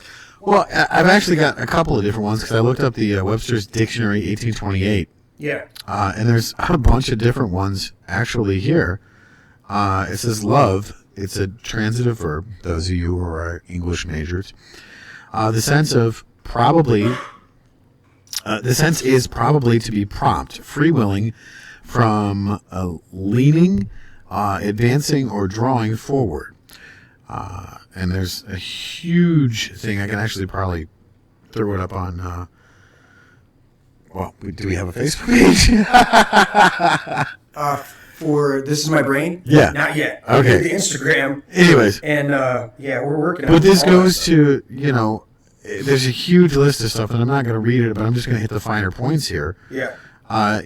Being still, I'm assuming the transitive verb, remember the two definition is to have a benevolence or good will for, and it quotes John 3:16. Right. And it goes to love the noun, and definition 1 is affection of the mind, excited by beauty and worth of any kind or by qualities of an object with communicate pleasure, sensual or intellectual. Mm-hmm. And then it goes on to elaborate more with that. And then the definition number 2 of the noun is courtship, chiefly in the phase to make love, that is, to court, to woo, to solicit, union in marriage. Number 3 is patriotism. The attached one has to his or her native land, as in love of country. Number 4. That sounds very racist when you say it like that. Right. But I mean, how dare you love your country? And that's the definition. Do you lock your doors at night? Do you, let alone lock them, do you shut your doors at night? Yeah. Every night. You should leave them wide open, so if anybody wants to come in, they can come in. Yeah, I don't think so. Wow. But number 4 is rude. Benevolence, goodwill. And it quotes God is love. Right. 1 John 4:7. You look it up. That was what I said. Right. Yeah. Exactly. Number 5 is the object beloved, the lover and the love of humankind. Yeah. Number 6, a word of endearment. Trust me, love. That's the example they give. Yeah. Number 7, picturesque representation of love. The example they give is such was his form as painters when they show their utmost art or naked love bestow. And I executed that poorly, but you can look this up. Google it. Right. All right? GTS. Or let's DuckDuckGo it or start page it. Right. Number 8 is lewdness. He is not lolling on the lewd love bed. Yeah. Okay. Number 9 is a thin silk stuff. Obsolete. Love is idleness and a kind of violet. Free of love, a plant, the genus Cercis. Yeah. Anyways. So number 9 is actually, they used to have a piece of clothing that was, they called it love. Right. And that's, those are just 9 definitions. And I'm scrolling through here, and there's at least 2 full pages of stuff that you can go through that defines love. Right. So, well, let's go for this stuff. This is 1 Corinthians chapter 13, right? Right. And most people know that. Verse 4, love suffers long and is kind. Right. This is the New King James Version. Love does not envy. Love does not parade itself. It's not puffed up. It does not behave rudely. Right. It does not seek its own. It's not provoked. Right. Thinks no evil. Mm-hmm. Does not rejoice in iniquity. And we can look up what iniquity really means. But rejoices in the truth. It bears all things, believes all things, hopes all things, endures all things. Right. Love never fails. And then it goes into, I was beat over the head with this one, that, well, where there's prophecies, they'll, whether there are prophecies, they will fail. And where there's tongues, they will cease. And where there's knowledge, it will pass away. And they go, see, tongues will cease. So if you speak in tongues, it's got to be. And I go, no, I'm not of the variety that speaks in tongues and looks like a fruitcake and just runs around with snakes. But I do pray in tongues all the time. And there's actually a couple videos on my channel where I talk about it. And, right. But if those all go away, but they literally miss all of the preamble to saying where there's prophecies, they'll fail, where their tongues, they'll cease, and where there's knowledge, it'll pass away. Right. They miss the whole part. Love suffers long and it's kind. It doesn't envy. It doesn't parade itself. It doesn't proudly prance around. It's not puffed up. It doesn't behave rudely. It doesn't seek its own. It's not provoked. It doesn't think about evil stuff. Oh, yeah. It does not rejoice in iniquity, but rejoices in the truth. It bears all things, believes all things, hopes all things, endures all things, and doesn't fail. And I go, that's what we're supposed to be ascribing to. That's what we're supposed to be going for when we love people. So when you walk up and act rudely because some non-believer doesn't know your standard of Christianity, you're a dick. I have to laugh because the song that just popped into my head was, you've seen Night of the Roxbury, correct? Right. But the song that they're playing is What is Love? Baby, Don't Hurt Me. Yeah. So I have to laugh because What is love? Right, baby, don't hurt me. But I've sat down with tons of people that have, been in relationships. Yeah. And they're like, but that's love. It's supposed to hurt. No. And I'm going, wait a minute. If you think that is love, That's not love. you might want to have a safe word. Because that's not how any of that works. But it's amazing how much people work themselves up at being religious or Right. being, whatever it is. They prop themselves up, and they haven't done the basic thing of figuring out who the fuck they are. Right. And then loving who they are. Absolutely. Accepting who they are. Now, Right. are there things I still want to work on? Absolutely, every day. Right. I get up and I go, I want, I really want to work on this. I really want to be better at this. I want to be better at that. And then there's other things where I go, you know what? I don't need to work on that Right. really at all. And what I mean by that is, okay, number one, Right. you know me. Yeah. I am a great starter. I'm a visionary. Oh, yeah, absolutely. I can't finish shit. He's great for coming out of the gate, but not much for stamina. No, I've already moved on to the next project. Right. I'm already moved on. There's a table behind you over there Right. that we glued up together that I'm like, okay, that needs to be sanded down, have a nice coat put on it, and I want to do a couple things with it, and I'm like, it'll sit there. Yeah. It'll sit there until I get, until I get one of the finishers Right. that work for me. Right. I'll go, hey guys, all right, sand that table. Right. Because that table will look awesome as soon as it's done. I've already seen it. Right. I already see it done. Yep. So my ambition to go over there and finish it, I'm on to 15 other things. I'm already moved on. This table right here, this long bar that I put together, Yeah. it needs to have another final wet sanding. And he went to the long shot, which is beautiful. Yeah. So it needs to have another wet sanding and about 4 more really light coats of poly on it, and it'll be done. Oh, absolutely. The 4 coats that are on it right now look good, but you can see that they're thin, right? But I'm like, yeah, we need to pull it out. But you know what? I'm going to use it. And it's my long bar. So there it is. But my point is that my whole point was I'm a great starter, not a great finisher. Right. I know this about myself. Okay? Right. So what I need to do is continually, I don't need to work on that, is what I'm saying. There's a bunch of things we need to work on. Right. I don't need to work on trying to be a better finisher. Right. I need to go, you're not a finisher, buddy. So just be a great starter and be a great orator, be able to communicate what the finished product looks like, because I already see the finished product, and then I go, hey, guys, this needs to go here, here, here, and here, and it needs to do this. Right. That's how that needs to look. Okay, now knock that out. Well, and having a baseline of being honest with yourself. Yeah, absolutely. If you're not, when I have other people around me, the thing is, I get people around me that they're not visionary. Right. They're not good starters. Absolutely. But as soon as you get them on a project, they're off to the races. They're tearing it up. And I go, that's what we need. So I'll continue to be me, visionary. So there's those areas of your life where you hone in on who you are, right?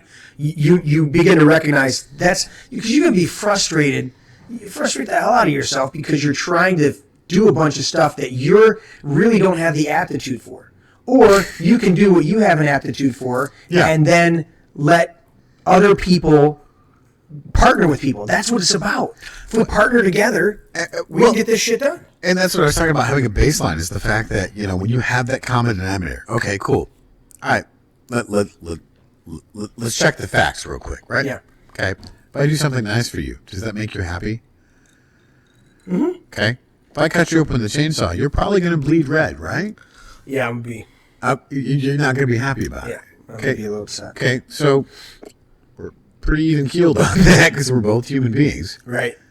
We identify as males. I do. Right. You do. Right, exactly. So we. Well, my point being is that we're human beings.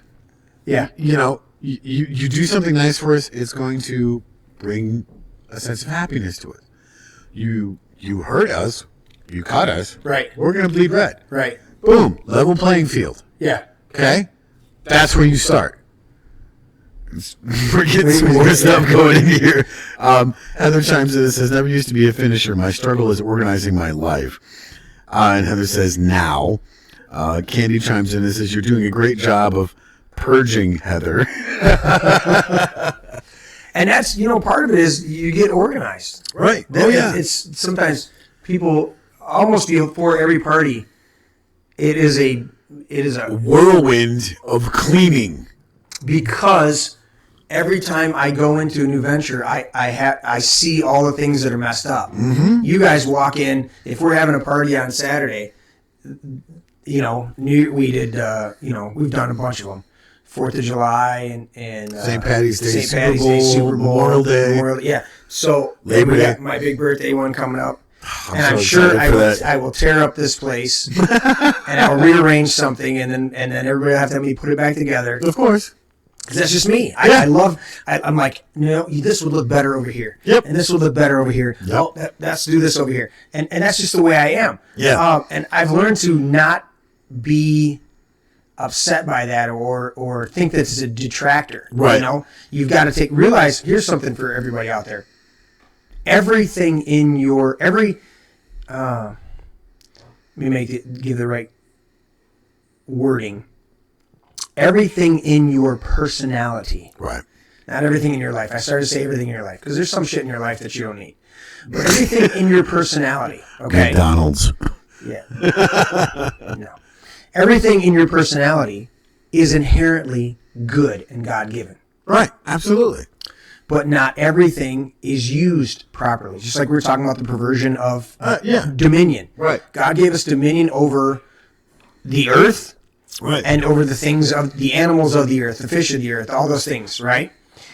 But he didn't give us dominion over each other. Right. So in the same way, everything in I've come across so many people and they want to stop being who they are, thinking that'll fix the problem. And I'm like, no. And I used to do that. That's why I bring up the finisher part. Right. I'm not a finisher. Right.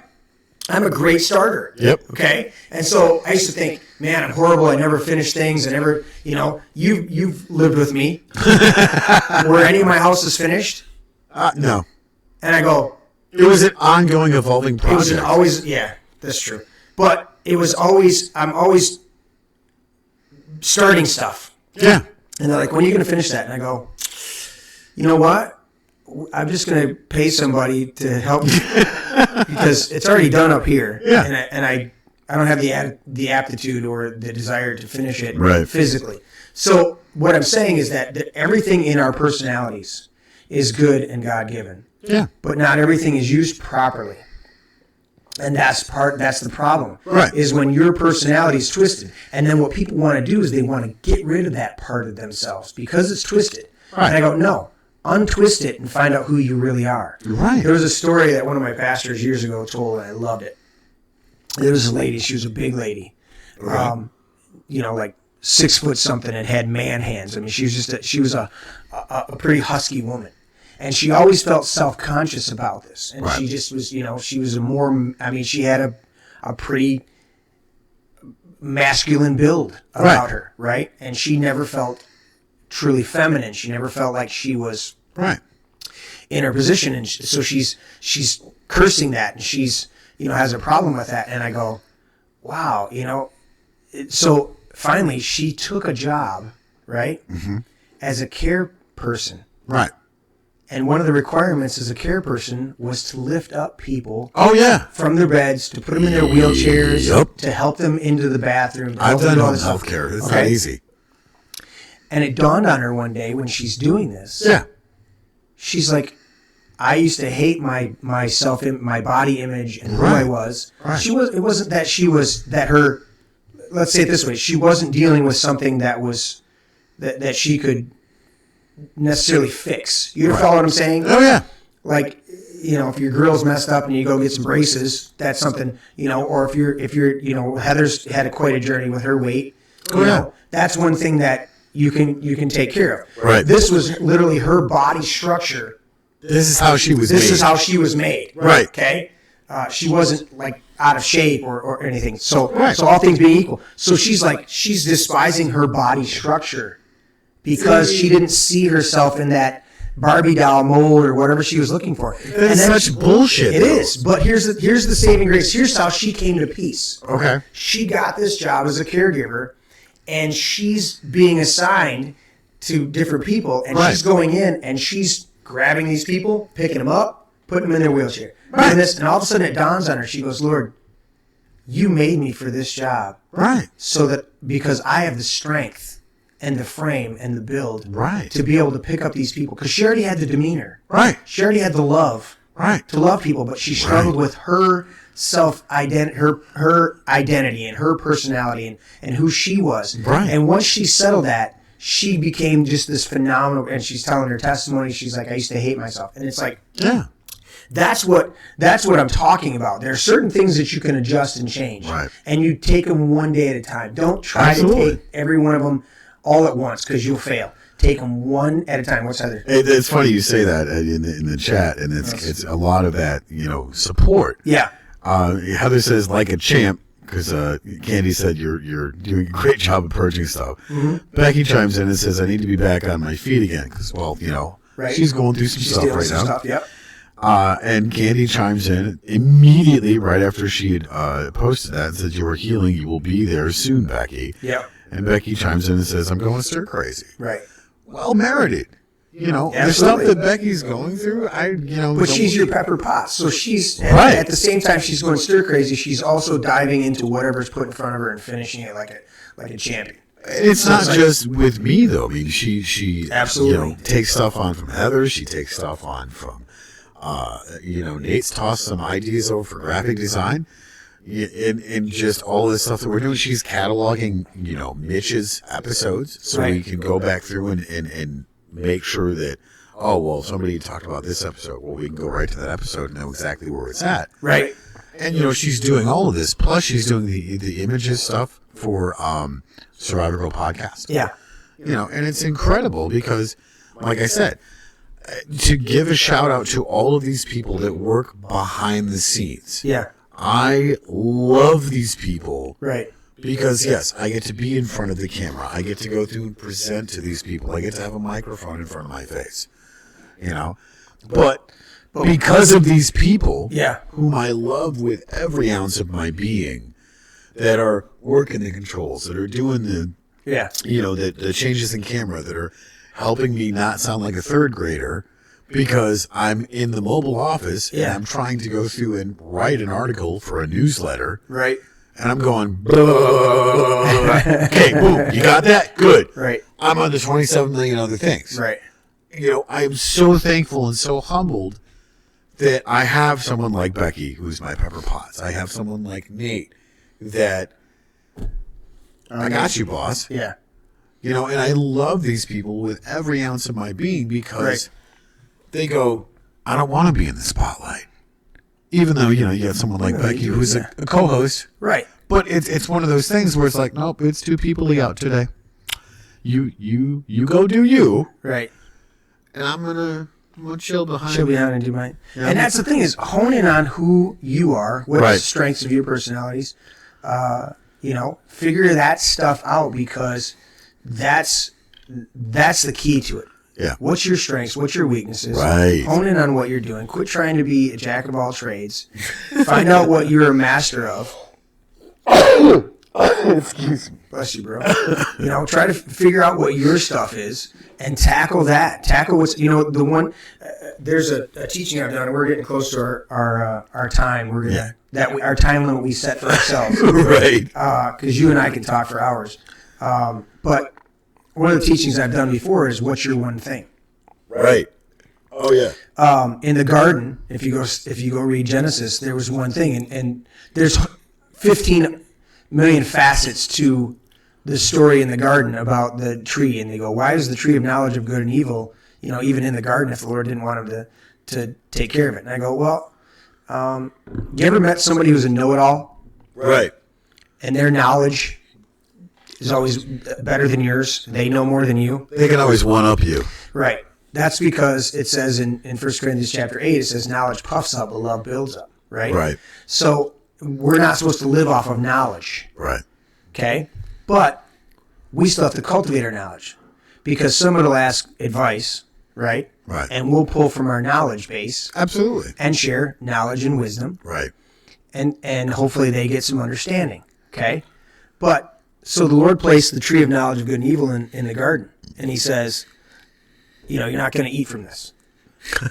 But people miss the fact that he told them to tend to and cultivate every tree. Oh, yeah, absolutely. He didn't just say, the tree's going to be here, I don't want you to go near it. He said, I want you to cultivate it. Yep. I want you to take care of it. Because he said, take care of every tree. Yeah, Okay? absolutely. So they had to cultivate knowledge. And in our lives, we need to cultivate and tend to our knowledge. Right. And make it fruitful and prosperous. Why? Because somebody else is going to come into your life, and they're going to be fed by your knowledge. Right. But you're not supposed to be the knowledge guy who lives off, you know, I know more than, I've had a couple people just recently, they're like, I've been in this business for this many years. And I'm like, and you still don't know? And I'm like, then how did you miss this? Right. If you're touting your knowledge, how did you miss this? Right. Either you did it on purpose or you... Anyways, my point being that they were supposed to tend to it, right? But they weren't supposed to eat of it. So this is the one thing that they were given. Right. One thing. Mm-hmm. And I go, what are we supposed to do? Right. Find out in the same way. There was one thing given to man at the beginning that he was supposed to do. Right. And if he did that, Right. everything was good. Right. If he didn't do that, all hell broke loose in his life. Right. Quite literally. Absolutely. And I go, I learned from that. The Lord was teaching me this. This is 20 years ago. Right. He taught me about this. And he says, son, find out what your one thing is. And I know what my one thing is. I'm not going to share it on this broadcast. We'll get into it another time. I know what my one thing is. Yeah. Okay? But I encourage everybody out there, find out what your one thing is. Right. What's the one thing above all that you need to tend to? Is it loving people? Is it whatever it is? What is that one thing that you need to tend to? Right. And if you do that, it's not like you don't have other issues you need to tackle. Right. Right? You still need to prune the trees. You still need to, in Adam's case, you still need to prune the trees. You still need to cut the grass. You still need to take care of the animals and stuff like that. But if you take care of that one thing, the rest of that stuff is much easier to take care of because you've dealt with the one thing you need to deal with. What do you got? That is a brilliant thing that you just said because Heather chimes in because she was talking to Becky about, Becky said, I'm going stir crazy. Right. Heather chimes in and says she's learning how to navigate at a different way through her healing. Right. And then she also chimes in and says this is Heather. Yeah. We're also evolving through these setbacks. And Candy chimes in and says, great message, perfect starter topic. Yeah. Excellent. Thank you. So, it's great that here is a prime example of the action, the verb Yeah. of love. Right. You know, these people, obviously, yes, we all know each other because we follow each other's stuff, we support each other's stuff. Right. But it's one of those things that it's on multiple different platforms where it's like, hey, girl, I got you. Or, hey, bro. Right. Absolutely. And, you know, it's so funny because regardless of label or tag or background or ethnicity or any of that other temporal stuff. The distractions. The distractions. Yeah. Hey, let's have a conversation. Right. Let's connect with each other. Let's be intimate. Yeah. Mentally, emotionally, spiritually. Absolutely. You know, and I mean, God forbid you walk up to your brother and you give him a big hug. Dude. Here's the thing. In science, you know, science has proven that there are so many things that are relayed in a hug. Physically. Absolutely. In a hug. That words can simply not. And I've been told, I don't know how many times the Lord says, go hug that person. Right. Oh, yeah. And I seek them out and I go give them a big hug. You know? And that, you're absolutely right. And children, infants, when they're born. Yeah. The number one thing they understand is physical touch. Right. I'm not sure if they debunked it, but it seems like, I know for sure I heard the story. Right. And I want to believe that it was still a true story. It's a horrible story, but there was a story years ago that during the communist, beginning of the communist regime, they did a horrible test. Mm-hmm. They took a bunch of infants at the orphanage, and they refused to give them love, and most of them died. Most of them died. They Yeah. refused to give them physical contact, and most of them died. And it's like, what the hell, dude? I mean, so I remember reading that article and going, "That's fucked up." Right. Why would you deny another human being something as simple as physical touch? I mean, we opened the show with shaking his hand and fist bumping. Absolutely. You know, dude, you walked when you showed up, and I want to say this, and we're going to get ready to close here, but you came in yesterday. Yeah. At about 3:00. Yep. And we've been working since then, leading up to this. You know, we stopped to eat, we stopped to take care of stuff, but we've been working, other than sleeping and eating, we've been working pretty much nonstop preparing for the show. Yeah. And I've been working all week. Right. We had a slow week at work, and so, I mean, Ben and I were in here Monday. I think it was Monday or Tuesday. I know I started Monday. Right. And set up all the equipment and did a couple tests, you know, checked out lighting and checked out everything like that. Great set, by the way. Thank you, sir. And so we've gone back and forth. But you walked in. Yeah. And dude, I met you halfway into the man cave, and we had a good hug. Oh, yeah. You know, because I haven't seen you in a month or so. We talk on a regular basis, but I hadn't seen you, and I'm like, dude. Right. And I'm like, you ready to do this? You're like, dude, I'm fucking ready to do this. So, you know, but that's what it's about, dude, is connect. You got to connect with people. And if you have a hard time connecting with people, find out what the reason is. Because at the end of the day, the old lady with 15 cats gives her cats all personalities and gives them voices so that she can have interaction. Relationship at the end of the day is essential to all of us. Right. And if you have difficulty in relationships, it doesn't mean you have to be, some people are introverted. Some people are very seldom, you know. We're not doing people thing right now. And that's fine. Right. But she's saying that to another person. Right. So there's still relationship. There's still connection. Well, you may not connect point. with all 500 people, right? You're connecting with those two. And that's great if that's where you're at. But you still have to connect. You still got to be connected with people. Have a foundation of what that definition is. And Yeah. don't be afraid to question it. Because maybe you don't have it in the correct perspective. Yeah. You know, I look at 16 years of you and I being brothers. Yeah. And going, okay, maybe I didn't have that definition correct. What was that definition again? And you and I have both come to each other and go, guess I kind of misunderstood that definition. Right. And, you know, in the same token, it's like, now that I have a better understanding of that definition, doesn't mean we don't disagree or agree to disagree. Right. But we have a better understanding of, wow, that definition. And you were the person to help me understand that. Or I was that person to help you understand it. Right. You know, have that common denominator. Yeah. Okay? If I do something nice for you, it helps with happiness. Yeah, absolutely. I cut you open with a chainsaw, and I don't mean to be... It's not very nice. Right. It's not very nice. You're going to bleed red. Okay, cool. Common denominator. Absolutely. Move forward with that. Yeah. Put your pants on one leg at a time. Cool. So do I. Exactly. Love hard. Love on purpose. Absolutely. Plain and simple. Do it with a purpose. Absolutely. So, that's what we're going to end with. Love yourself. Work on loving you. That's the biggest thing. Everybody out there, work on loving you. That's when you do that, it's amazing. When you're good to yourself and you're good to the people around you. But be good to yourself first. No one ever hated his own body. When you're good to yourself and good to the people around you, it's amazing how much easier life is and how much more enjoyable life is. So I am Jeremy Scott Gibbs. This is my brain. This is the earwig that crawled into my brain tonight, Mr. Tony Bradley. Wormed around. I hope you guys enjoyed the show. It was a pleasure having you tune in. And for those of you that tune in later, the rebroadcast, I appreciate you all and look forward to our next broadcast. One thing before we sign off, we've got a couple of people blowing it up real quick. Okay. And it's funny because as this has gone on, there's been more people listening, which is incredible. Thank you guys. Absolutely. For, share, subscribe, hit that notification. Yep. This is my brain on YouTube. But Heather chimes in and says, great show. Looking forward to the next one. Great premiere. Thank you. Becky chimes in and says, great show. Looking forward to many, many more. Yeah. Hope is incredible. She is. I love Hope. Yeah. So I jumped in a little late to the show, but I'm really loving this. Definitely looking forward to more. Dawn just chimed in and said, love you guys. I love you too, Dawn. Love all you guys. Heather and Becky and Hope and Dawn, everybody that's joining in, Candy. Just love you guys. And it's always an honor and a pleasure to talk to people because people don't have to listen to you. Right.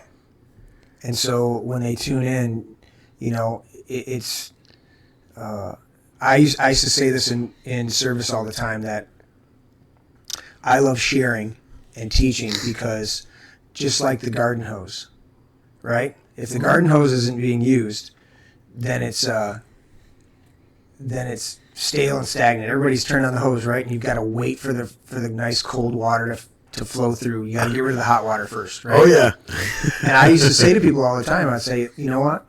The hose gets the fresh water first. Right. The fresh water, the hose out there baking in the sun, but once you turn the spigot on, the hose gets the refreshment before it gets to you. It cools it down, Right. And I go, I'm the hose. I'm watering things, right? Right. So you're enjoying the fresh water, but realize I got to sample it first. Right. And so thank you for allowing me to share because Absolutely. That's where my fulfillment comes in, is Right. being able to share it.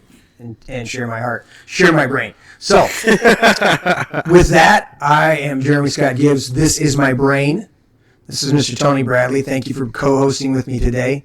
Many more. You're pretty much going to be a permanent fixture around here, and we'll have many more people sit in third and fourth chair with us. But Absolutely. Thank you, my friend. Yes. Excellent show.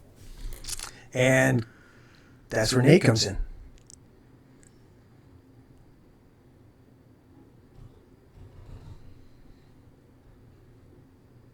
Host.